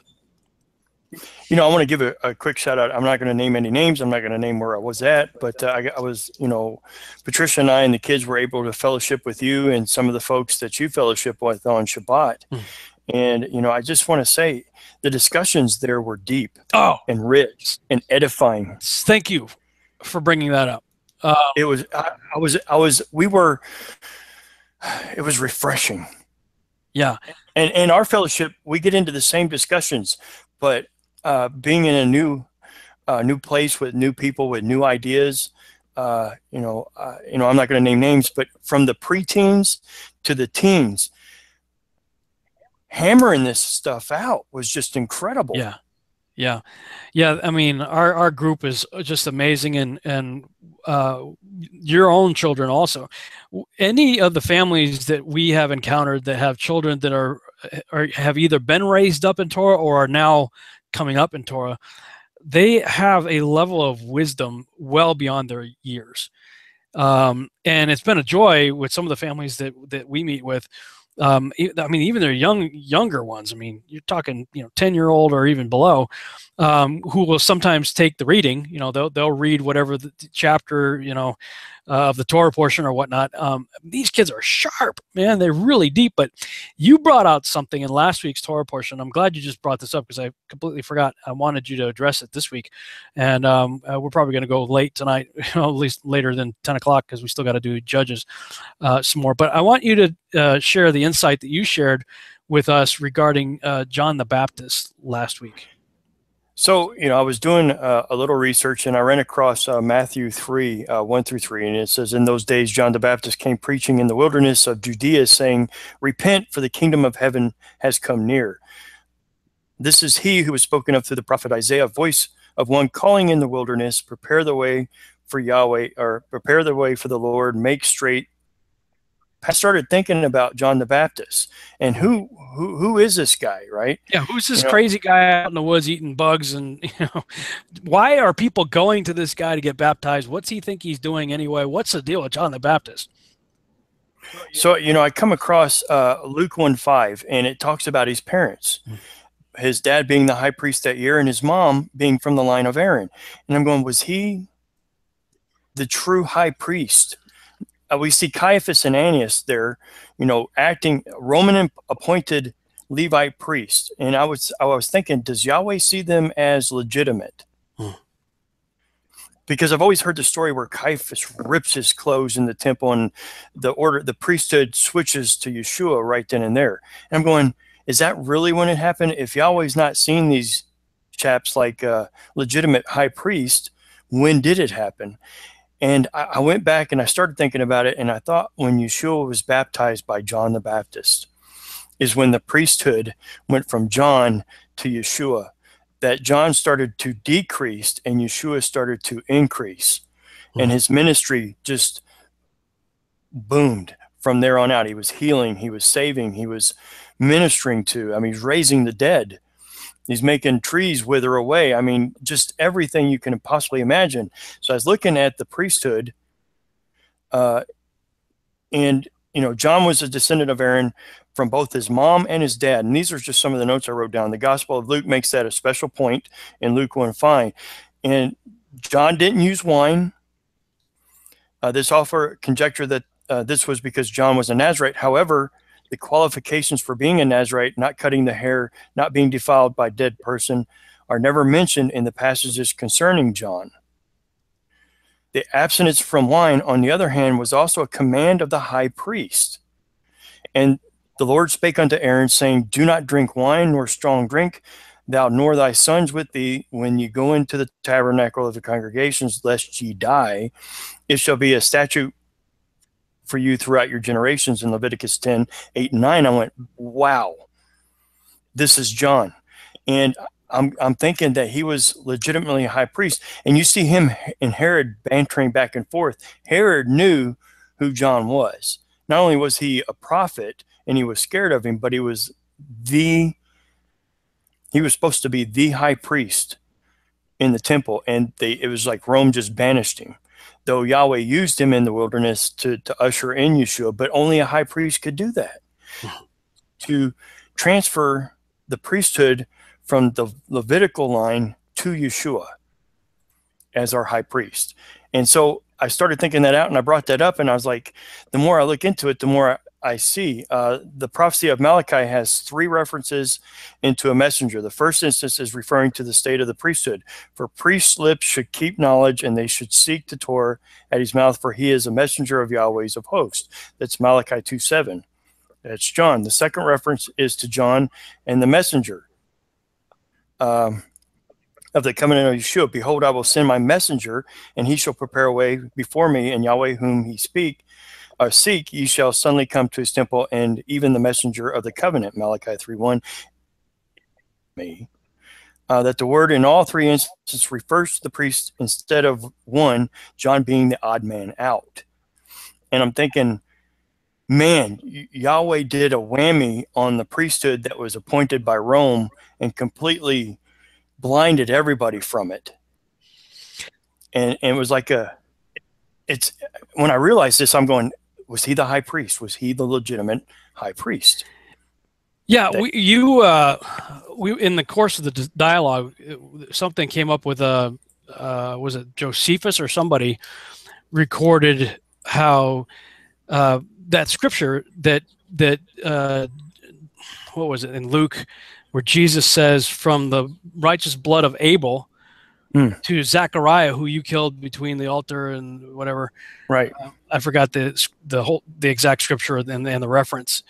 But historically, I had always associated that Zechariah with the prophet that wrote the book of Zechariah. But as we were talking about this at Shabbat, we're like, well, that doesn't make sense, because he's drawing the furthest parallel to the most recent. Mm-hmm. And if it's Zechariah the prophet, that wouldn't have been that recent. That would have been, quite some time prior. So if he's saying, this first murder, Abel, and this more recent one in the collective memory of the people that he was talking to, it would then make sense that he was talking about Zechariah, the father of John. And he's rebuking these guys for murdering the prior high priest. And I think it was somebody brought out that Josephus said that Caiaphas was appointed in 18 AD or something like that, that he was the Roman appointed high priest, which makes him illegitimate to begin with. And so if that's true, then, you know, John the Baptist being the son of Zechariah, Zechariah being the high priest prior, that he would have been probably the legitimate heir to the throne, if you will, of being the next high priest. So it makes sense then that you have this crazy, amazing power struggle taking place, that without this context, without this understanding, John's just this weird wild card out there, this kind of weird guy eating bugs out in the wilderness, you know, in wearing strange clothes, baptizing people. And you're like, well, who gave this guy the right to baptize in the first place? Why does anybody care? Why is he popular enough that people would flock to him? Why does he even have a following at all?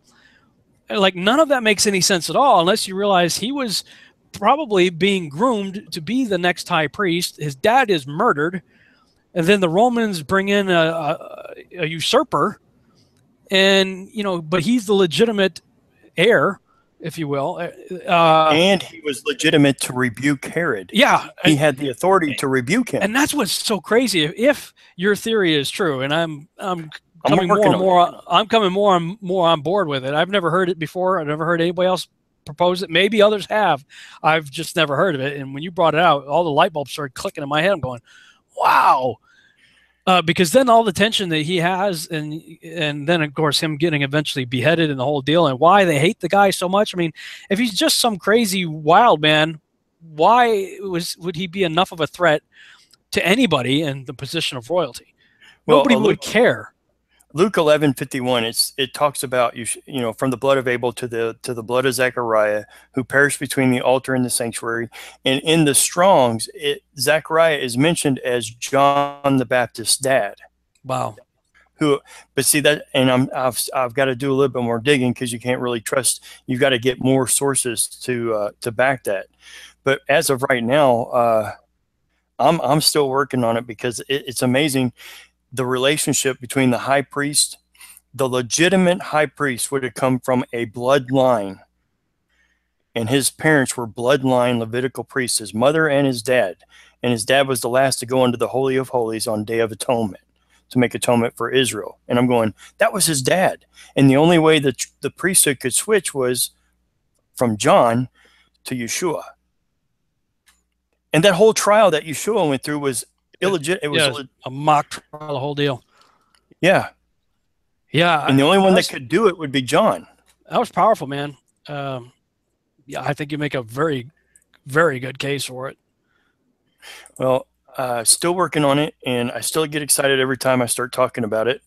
But he also had the authority to rebuke the temple leaders, because he did that as well. And only a high priest could do that, to judge. Yeah, and you know, and it's interesting because he prophesies that one greater than him is coming, and then granted he's cousins with Yeshua, but he recognized when Yeshua showed up that, hey, there's the lamb right there. You know, he must increase, I must decrease, and basically his followers, you know, migrate over to Yeshua. You know, and a true Levitical high priest would know what the lamb is, because they're supposed to inspect the lamb. Yeah, wow. And he baptized. He is supposed to. And Yeshua, you know, again, Yeshua said there's none greater, you know, than John, right? Of all the prophets, right? You know, he's like, and it's like, man, you know, is this just nepotism? Is it because he's my cousin, he's my bro? You know, no. I mean, there's a lot more going on here that we have missed by not understanding what's really going on there. And man, that was great. I mean, we had an awesome, all of our home study groups are like that. I hope the virtual house church is like that for many of you out there. I hope you guys watching and listening have or hear things you've never heard before, or get these epiphanies and you walk away, wow, that's so cool, this is so much richer. But certainly our home studies are, man, every week is like what. And what was crazy was when you guys were there, more than half of the group had called in sick, and coincidentally, we had chemtrail skies all. I posted on Facebook, look at all the chemtrails. I was so mad about it, and then a couple days later, like over half of our group calls in sick. They couldn't meet it, so you couldn't meet a lot of the people, but of the people that were there, you saw how awesome our home group is. It was a true joy to be amongst you guys. There's a few questions I want to get to before we get into. All right, let's take 2 or 3, and then we'll migrate over. Well, Tiffany asked this right at the beginning of the show, and I wanted to get this asked. And since the Torah portion is names, she says, "Can a name have an effect on a person's life spiritually and personal wise?" Biblically speaking, the names always had meaning. Esau comes out red and hairy, so they name him Red and Hairy. That's what his name means. Jacob comes out grabbing his heels, so they name him Heel Grabber. That's what Jacob means. The names have meaning. Abram, I think, was blessed prince or something like that, and Abraham is like father of many nations. Names have meaning, and people in the Bible lived out the meaning of their names. Joshua, his name it was Hoshea or something like that, which means salvation, I think. And Moses changed his name to Yehoshua, which means Yah is salvation. So, and it's interesting that Moses gave Joshua his name. Our Savior has the same name as, I don't know why they felt the need to transliterate into Jesus, because they had already transliterated the exact same word into Joshua. So they already had a transliterated English name, but they may have done it to try to make a differentiation between the biblical character of Joshua and our Savior. That may have been the reasoning for it. But yes, names have meanings, to go back to the original question. And what I have only recently come to realize is that I am actually living my name. Robert, the name Robert means bright fame. Now, in terms of my current situation, that could be famous or infamous, depending on who you're talking to. But I have achieved some measure of recognition and popularity worldwide. So there is a bright fame, if you will, that I am walking in, just by virtue of my internet presence. My last name, Skiba, means to plow a field for planting seeds. It's a farming term. And I found this out after I created a TV series called Seed. And this is the graphic that I created. This is my mouse pad. If you go to seedtheseries.com, this is on the front page of interestingly enough, a huge tree on a flat plain. And if you read the book of Daniel, it talks about the king had a dream that there was a huge tree that the whole world could see. Not possible on a ball. But interesting that was the graphic that I came up with in 2009. And I started developing this TV series. And my whole premise behind the TV series and why I called it Seed is because I'm just planting seeds that you, the savvy audience, can watch and hopefully water and see come to harvest. That was my whole purpose and mission statement behind it. It's why I called it Seed. And about 2 or 3 years after I had already done all that, I found through one of those name sites or whatever, and somebody had done a family tree or when our genealogy.com or whatever, and traced our family. And we come to find out that that's what the word Skiba means. So for me, and I didn't do it intentionally. I didn't do it because I knew that's what my name meant. I just so happened to have already been in a position where I am living the meaning of my name. So, it might be an interesting study for those of you out there listening to figure out what your name, your first and last name means, and see if you're either walking in it or on your way to doing so. Excellent explanation. Rhonda asks, she said, John, what about when the veil was ripped by Yahweh in the temple at the crucifixion of Yeshua?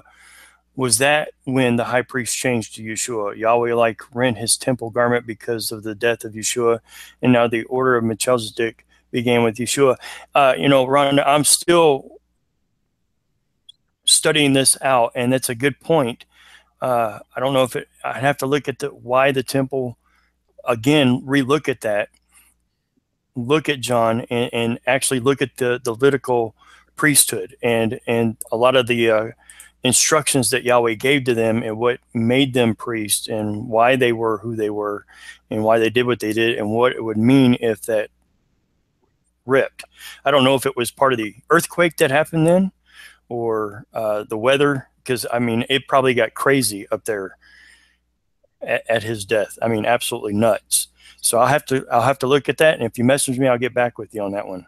I could be wrong about this, but my understanding is I believe that the Holy of Holies would have been empty in the second temple. Yeah. Because the Ark of the Covenant wasn't there. They didn't have it. So, and if that's the case, then basically, the take I have on it is when Yahuwah rent the veil, you already had now with your understanding, I'm just thinking out loud here, this is on the cuff, but we already have an illegitimate priesthood officiating in a temple that doesn't even have the Ark of the Covenant. And so the high priest rent his garment, which nullifies his priesthood. And when Yeshua died, it's almost like God's just peeling back the fraud of what was going on. It's like, hey, peeling, there's the Wizard of Oz, right? Peeling back the curtain, it's all a big puppet show, right? Hey guys, check it out. You've let these guys rule over you. And it's an empty Holy of Holies. The Ark's not even there. Sheba, and everybody in the chat room knows her as Diane. She also started this, not only the scripture, but she asked Rob a couple of weeks ago, because Yeshua and John are cousins.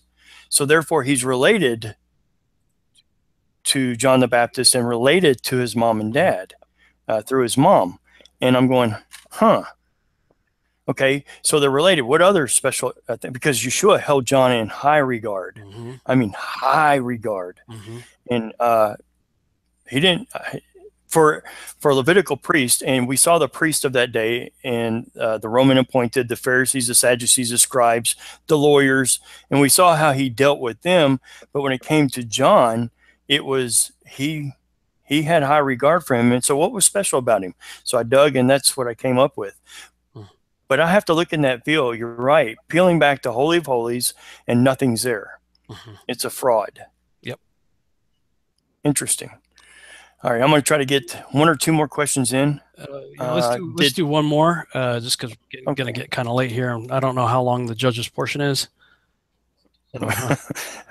5 chapters long. No. Well, it's 5 chapters long, but some of them could be 10 minutes just per chapter, Yeah. Did all of this is from Jean-Luc. Did all of Egypt speak Hebrew? Was that the dominant language? And or did the Jews, Hebrews, speak multiple languages during Exodus? And they were Israel. They were all Israel. It wasn't just Jews. It was all of them. So yeah, I don't believe all of Egypt would have spoken Hebrew. The Hebrews would have retained their own language, I'm sure. And having been living in the land for 215 years, I'm sure that they eventually picked up Egyptian, so they would have been bilingual, in my opinion. And you did a really good study on the Tower of Babel, and the dispersion of all the nations and the different languages that goes out. And it was all under, I believe, speaking Yahweh's language. Hebrew was speaking Hebrew, and then all of a sudden he divides it up. Of course, if you do your research on Egypt, the king or the pharaoh regarded you high if you could speak as many languages as you could, and you go up each step. So that's really good teaching that you've done on that too. Thank you. All right. I'll screen share here again and jump over to the book of Judges. Here we go. Judges 21. Now the men of Israel had sworn at Mizpah, no one of us shall give his daughter in marriage to Benjamin. And the people came to Bethel, and sat there till evening before God, And they lifted up their voices and wept bitterly. And they said, O Lord, the God of Israel, why has this happened in Israel that today there should be one tribe lacking in Israel? And the next day the people rose early and built there an altar, and offered burnt offerings and peace offerings. And the people of Israel said, Which of all the tribes of Israel did not come up in the assembly to the Lord? For they had taken a great oath concerning him who did not come up to the Lord to Mizpah, saying, He shall surely be put to death. And the people of Israel had compassion for Benjamin their brother, and said, One tribe is cut off from Israel this day. What shall we do for wives for those who are left? Since we have sworn by the Lord that we will not give them any of our daughters for wives. And they said, What one is there of the tribes of Israel that did not come up to the Lord to Mizpah? And behold, no one had come to the camp from Jabesh Gilead to the assembly. For when the people were mustered, behold, not one of the inhabitants of Jabesh Gilead was there. So the congregation sent 12,000 of their bravest men there, and commanded them, Go and strike the inhabitants of Jabesh Gilead with the edge of the sword, also the women and the little ones. This is what you shall do. Every male and every woman that has lain with a male you shall devote to destruction. And they found among the inhabitants of Jabesh Gilead 400 young virgins who had not known a man by lying with him. And they brought them to the camp at Shiloh, which is in the land of Canaan. Then the whole congregation sent word to the people of Benjamin who were at the rock of Rimmon, and proclaimed peace to them. And Benjamin returned at that time. And they gave them the women whom they had saved alive of the women of Jabesh Gilead. But they were not enough for them. And the people had compassion on Benjamin, because the Lord had made a breach in the tribes of Israel. Then the elders of the congregation said, What shall we do for wives for those who are left, since the women are destroyed out of Benjamin? And they said, There must be an inheritance for the survivors of Benjamin, that a tribe not be blotted out from Israel. Yet we cannot give them wives from our daughters. For the people of Israel had sworn, Cursed be he who gives a wife to Benjamin. So they said, Behold, there is the yearly feast of the Lord at Shiloh, which is north of Bethel, on the east of the highway that goes up from Bethel to Shechem and south of Labonah. And they commanded the people of Benjamin, saying, Go and lie in ambush in the vineyards, and watch. If the daughters of Shiloh come out to dance in the dances, then come out of the vineyards and snatch each man his wife from the daughters of Shiloh, and go to the land of Benjamin. And when their fathers or their brothers come to complain to us, we will say to them, Grant them graciously to us, because we did not take for each man of them his wife in battle. Neither did you give them to them, else you would now be guilty. And the people of Benjamin did so, and took their wives, according to their number, from the dancers whom they carried off. Then they went and returned to their inheritance, and rebuilt the towns and lived in them. And the people of Israel departed from there at that time, every man to his tribe and family. And they went out from there, every man to his inheritance. In those days there was no king in Israel.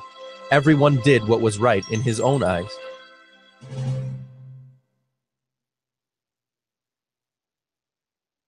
Ruth 1. In the days when the judges ruled, there was a famine in the land, and a man of Bethlehem in Judah went to sojourn in the country of Moab, he and his wife and his 2 sons.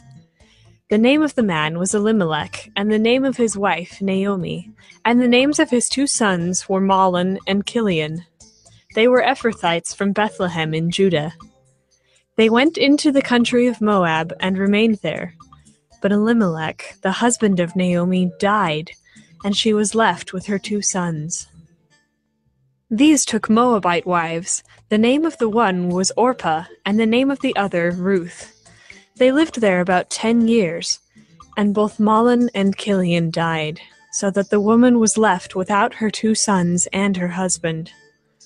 Then she arose with her daughters-in-law to return from the country of Moab, for she had heard in the fields of Moab that the Lord had visited his people and given them food. So she set out from the place where she was with her 2 daughters-in-law, and they went on the way to return to the land of Judah. But Naomi said to her 2 daughters-in-law, Go, return each of you to her mother's house. May the Lord deal kindly with you as you have dealt with the dead and with me. The Lord grant that you may find rest, each of you, in the house of her husband. Then she kissed them, and they lifted up their voices and wept, and they said to her, No, we will return with you to your people. But Naomi said, Turn back, my daughters. Why will you go with me? Have I yet sons in my womb that they may become your husbands? Turn back, my daughters. Go your way, for I am too old to have a husband. If I should say I have hope, even if I should have a husband this night and should bear sons, would you therefore wait till they were grown? Would you therefore refrain from marrying? No, my daughters, for it is exceedingly bitter to me for your sake that the hand of the Lord has gone out against me. Then they lifted up their voices and wept again. And Orpah kissed her mother-in-law, but Ruth clung to her. And she said, See, your sister-in-law has gone back to her people and to her gods. Return after your sister-in-law. But Ruth said, Do not urge me to leave you, or to return from following you. For where you go, I will go, and where you lodge, I will lodge. Your people shall be my people, and your God, my God. Where you die, I will die, and there will I be buried. May the Lord do so to me, and more also, if anything but death parts me from you. And when Naomi saw that she was determined to go with her, she said no more. So the 2 of them went on until they came to Bethlehem. And when they came to Bethlehem, the whole town was stirred because of them. And the women said, Is this Naomi? She said to them, Do not call me Naomi. Call me Mara, for the Almighty has dealt very bitterly with me. I went away full, and the Lord has brought me back empty. Why call me Naomi when the Lord has testified against me, and the Almighty has brought calamity upon me? So Naomi returned, and Ruth the Moabite, her daughter-in-law, with her, who returned from the country of Moab. And they came to Bethlehem at the beginning of barley harvest. Ruth 2. Now Naomi had a relative of her husband's, a worthy man of the clan of Elimelech, whose name was Boaz. And Ruth the Moabite said to Naomi, Let me go to the field and glean among the ears of grain after him in whose sight I shall find favor.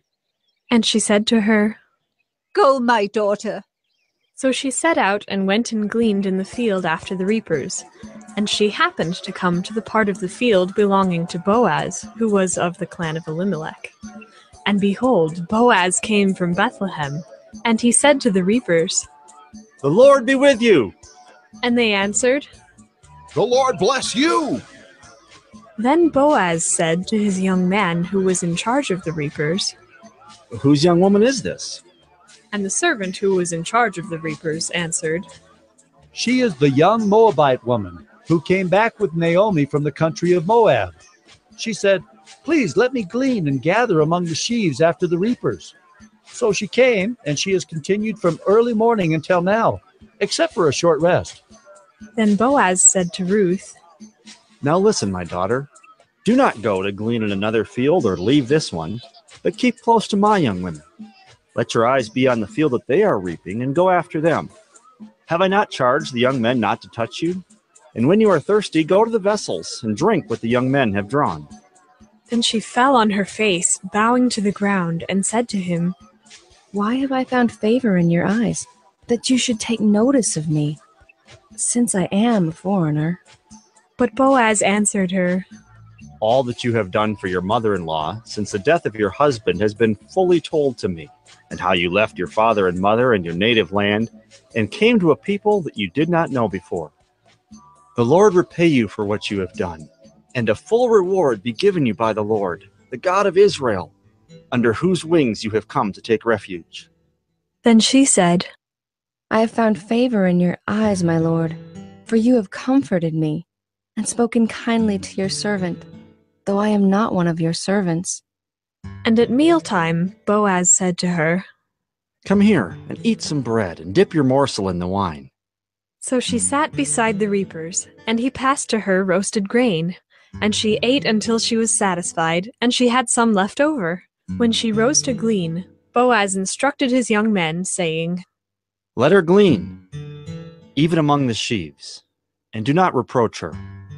And also pull out some from the bundles for her and leave it for her to glean, and do not rebuke her." So she gleaned in the field until evening. Then she beat out what she had gleaned, and it was about an ephah of barley. And she took it up and went into the city. Her mother-in-law saw what she had gleaned. She also brought out and gave her what food she had left over after being satisfied. And her mother-in-law said to her, "Where did you glean today, and where have you worked? Blessed be the man who took notice of you." So she told her mother-in-law with whom she had worked, and said, The man's name with whom I worked today is Boaz. And Naomi said to her daughter-in-law, "May he be blessed by the Lord, whose kindness has not forsaken the living or the dead." Naomi also said to her, "The man is a close relative of ours, one of our redeemers." And Ruth the Moabite said, Besides, he said to me, You shall keep close by my young men until they have finished all my harvest. And Naomi said to Ruth, her daughter-in-law, "It is good, my daughter, that you go out with his young women, lest in another field you be assaulted." So she kept close to the young women of Boaz, gleaning until the end of the barley and wheat harvests. And she lived with her mother-in-law. Ruth 3. Then Naomi, her mother-in-law, said to her, "My daughter, should I not seek rest for you, that it may be well with you?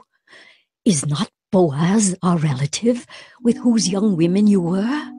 See, he is winnowing barley tonight at the threshing floor. Wash, therefore, and anoint yourself, and put on your cloak and go down to the threshing floor, but do not make yourself known to the man until he has finished eating and drinking. But when he lies down, observe the place where he lies, then go and uncover his feet and lie down, and he will tell you what to do." And she replied, "All that you say, I will do." So she went down to the threshing floor and did just as her mother-in-law had commanded her. And when Boaz had eaten and drunk, and his heart was merry, he went to lie down at the end of the heap of grain. Then she came softly and uncovered his feet and lay down.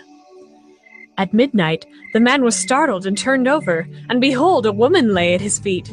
He said, "Who are you?" And she answered, "I am Ruth, your servant. Spread your wings over your servant, for you are a redeemer." And he said, "May you be blessed by the Lord, my daughter. You have made this last kindness greater than the first, in that you have not gone after young men, whether poor or rich. And now, my daughter, do not fear. I will do for you all that you ask, for all my fellow townsmen know that you are a worthy woman. And now it is true that I am a redeemer, yet there is a redeemer nearer than I. Remain tonight, and in the morning, if he will redeem you, good, let him do it. But if he is not willing to redeem you, then, as the Lord lives, I will redeem you. Lie down until the morning." So she lay at his feet until the morning, but arose before one could recognize another.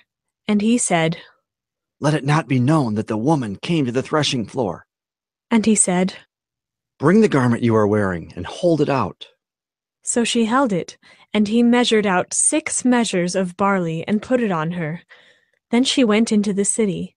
And when she came to her mother-in-law, she said, "How did you fare, my daughter?"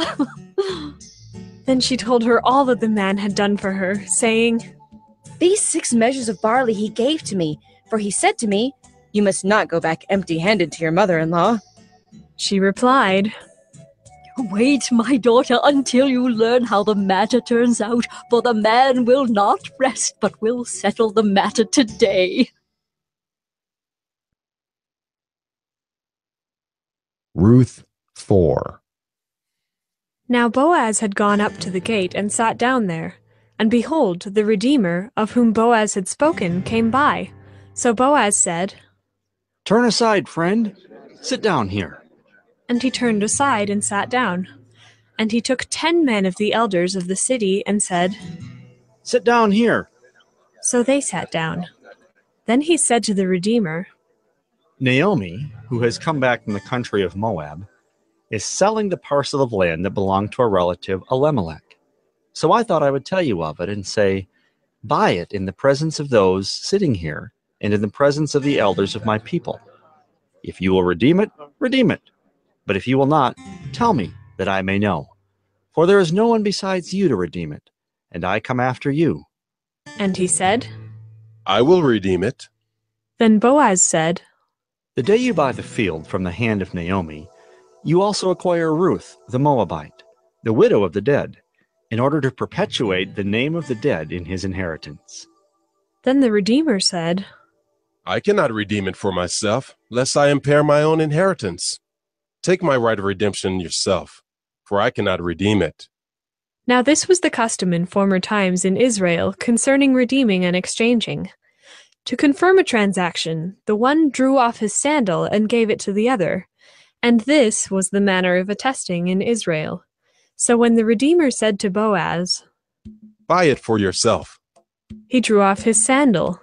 Then Boaz said to the elders and all the people, You are witnesses this day that I have bought from the hand of Naomi all that belonged to Elimelech, and all that belonged to Chilion and to Mahlon.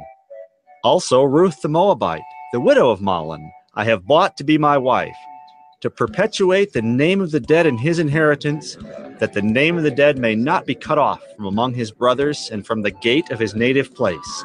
You are witnesses this day. Then all the people who were at the gate and the elders said, We are witnesses. May the Lord make the woman who is coming into your house like Rachel and Leah, who together built up the house of Israel. May you act worthily in Ephrathah and be renowned in Bethlehem. And may your house be like the house of Perez, whom Tamar bore to Judah, because of the offspring that the Lord will give you by this young woman. So Boaz took Ruth, and she became his wife. And he went in to her, and the Lord gave her conception, and she bore a son. Then the women said to Naomi, Blessed be the Lord, who has not left you this day without a redeemer, and may his name be renowned in Israel. He shall be to you a restorer of life, and a nourisher of your old age. For your daughter-in-law, who loves you, who is more to you than 7 sons, has given birth to him. Then Naomi took the child and laid him on her lap and became his nurse. And the women of the neighborhood gave him a name, saying, A son has been born to Naomi. They named him Obed. He was the father of Jesse, the father of David. Now these are the generations of Perez. Perez fathered Hezron. Hezron fathered Ram. Ram fathered Amminadab. Amminadab fathered Nahshon. Nahshon fathered Salmon. Salmon fathered Boaz. Boaz fathered Obed. Obed fathered Jesse. And Jesse fathered David.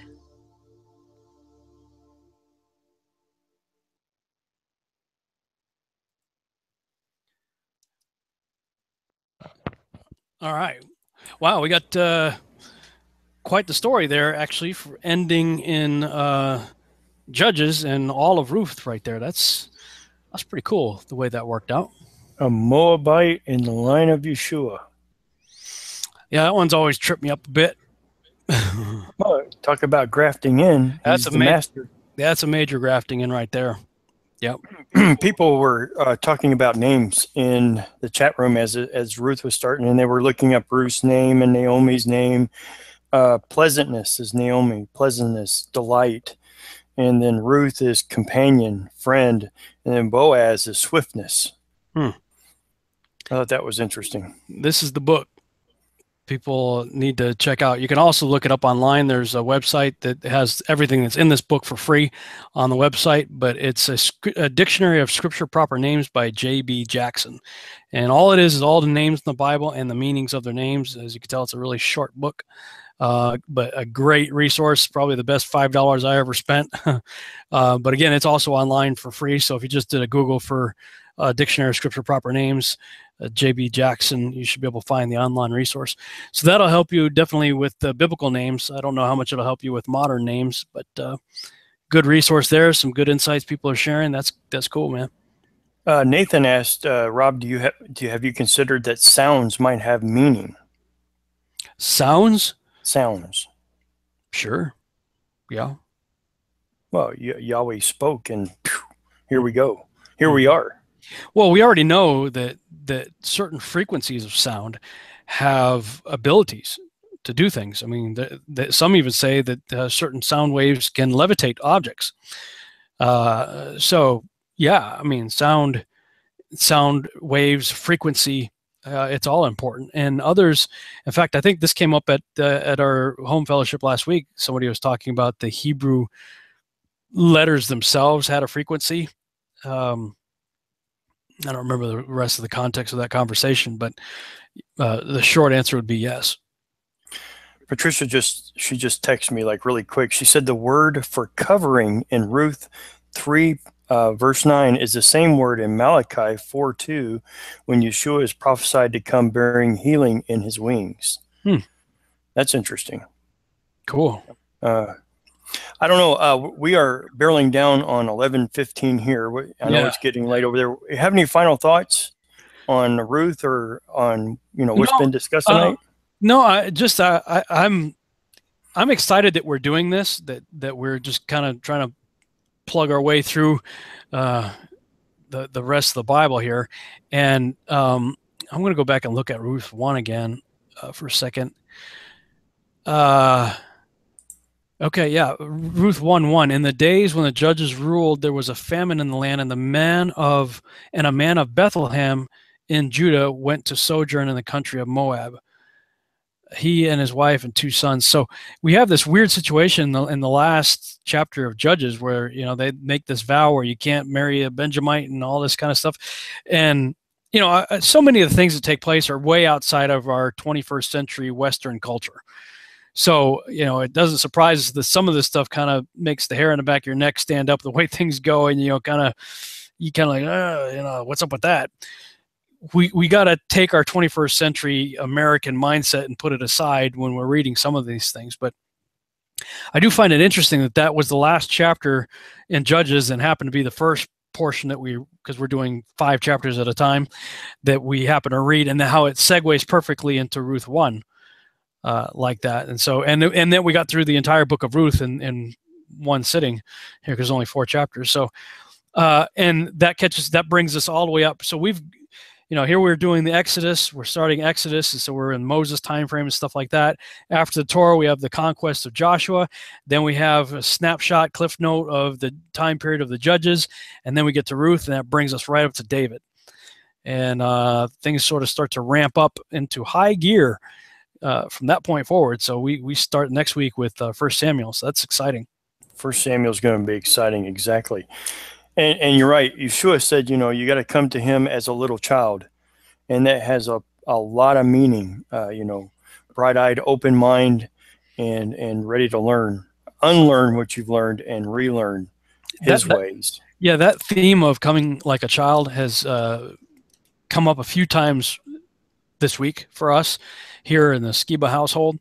And in one context was, I don't know if you saw the video that I posted, this guy had made this model of a circular world under a dome, and he had a plate that was suspended over the circle, that the bottom of the plate was the northern stars.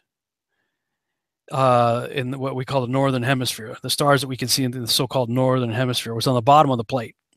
And on the top of the plate were the southern stars. And he had it on a motor spinning. And he put a GoPro in there.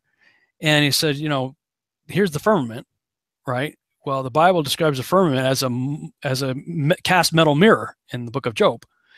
So it's reflective. And so it was just the simplest little thing, like a child would, you know, I don't want to demean the person who did this, because I think it was brilliant, but it was like childlike reasoning. He said, and he makes this little model and he puts a GoPro in there. And sure enough, depending on where you move the GoPro, toward the center or toward the outside, if you're toward the center, the stars are rotating, let's say, in a counterclockwise motion. And as you move toward the outside beyond the equator, and you start picking up the reflection of the top of the rotating disk, which is the southern stars, they are rotating in the opposite direction. So he actually built a working functional model of the biblical cosmology just by making the stars a rotating plate over the Earth as another disk with a top and a bottom. The top being reflected on the dome, and the bottom you just look up and see it. And I was like, wow. and my Facebook comment was, what if it really is this simple? Mm-hmm. And somebody said, well, it says come like childlike faith, you know. I don't know, man. Look, that was something new to me. I haven't spent any time thinking of it other than watching that video and just going, wow. But the more and more I try to just come at the text with childlike faith and just let it say to me what it would say to a child, you know, without all the bias that I bring to it as a 47-year-old adult, you know, the more it just starts making sense to me. It takes us back to the beginning of tonight's Torah portion discussion about the walls of water. And I'm thinking right now, as you're talking, the kids that are going down, going down through the middle of it, and their hands in the water as they're walking by, because you know they would have done that. I would have done it. You know, the adults are freaking out because this is supernatural beyond anything. Yeah, comprehension, and kids just putting their hands in it as they're walking down through there. You know, I mean, if I was a kid, I would have totally been doing, and I would have been looking like, wow. I mean, because I talk about an aquarium. You know, I don't know if they ever had aquariums prior to that, but they would be, wow, look at that big fish. You know, come on, Johnny, come on, Robbie. Yeah, the adults are sitting there. We gotta go. We gotta go. But look at a shark. Wow, look at.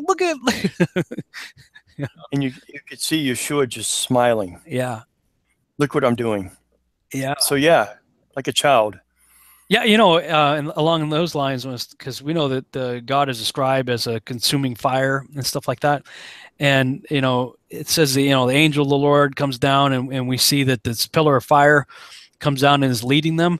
And I brought this up early on in my investigations on this, thinking about this as we're going through Exodus last year. It's just like, I don't know about you, but when I was a kid, $6 Million Man was popular on TV. It was, we watched it every week. And I used to walk around with my fingers doing the $6 Million Man, and make him jump, So I have my little finger guy, right? And so I was reminded of that, childhood thing I used to do when I was reading about this, angel Lord coming down, this pillar of fire and stuff. And I'm going, what if, okay, we've got this sky dome, we've got this portal over top, and Yahuwah just reached down with his mighty right hand and went, and the Israelites just followed behind him, That's great. I mean, I'm just being a kid right here thinking about the mighty right hand. He kept saying, I've rescued you with my mighty right hand. I'm going, what if that's what he did? I was, with my two, and man, they're so much wiser than I was at their age. And being at your fellowship and seeing the young men there, they were preteens all the way up to teens. And I'm just amazed at the work that Yahweh does through families who share all of the scriptures. Mm-hmm. and don't cherry pick. They start from the beginning and read to the end, and they do their Torah portions weekly, and that's the discussion around the dinner table, and it's amazing to be around them. And as a child, they're coming to it, and you're right, having that joy and that wisdom and having fun doing what they're doing. And they didn't hate being there. None of them. They were into it. Yeah, I mean, how rare is that young people would want to sit in a room with adults reading a book for 6 hours? you know. Well, Patricia was at one of the families that we fellowship earlier, and they were just visiting, and the kids were sitting around and talking about Hanukkah and talking about the Torah portion, talking about Shabbat's coming up, and I don't know why and you got a little kid, not even 7 years old. Why don't people do Sabbath? And that's the question. Children are at. Why don't people do it? Yep. Man, childlike faith. Childlike faith. You keep that in the Skiba home, brother. Well, I'm still 18 in here, so I'm stuck with a kid mentality most of the time anyway, and sometimes younger. Well, oh yeah, I can't reach it from here, but yeah, right up there. Toward the end of my bookshelf there is my baby book. I found it at my parents' house, and my mom kept some pretty good notes of my early development as a kid. And when it was under speech development, she wrote, "He constantly questions everything." Right, was one of the things. And then one of the subjects was most unusual thing child said or something, and my mom wrote, "He always says, I just don't believe it." Okay, so that's what I was like. One, not much has changed in 47 years. 46 years taller. He just got taller and grew hair. Yeah, it's getting gray. Yeah. Keep it young. One of the last things, a mutual friend of ours, Troy, came on earlier and said, "Hey, would you ever consider doing a snapshot of your library and posting it so people can look at, the different things you've researched and studies and maybe all my books?" Yeah, I can do that. Yeah. And probably can't. The resolution is probably not good enough for you to read the titles of everything back there, but I can tell you it's a lot, and there's more downstairs. The next time we come, you might be missing a monkey. That's all. I'll stick it up there. No comment. I started thinking about a rebuttal to that, but I thought, you know what? I'm not going to give anybody that soundbite. So, that's a good note to end the show. On that note, better quit while we're behind. I'll let you end it, man. All right. Hey, everybody, thank you so much for joining us this evening on the Virtual House Church, and Shabbat Shalom. As Zach Bauer would say, go read your Bible. Shabbat Shalom, everyone.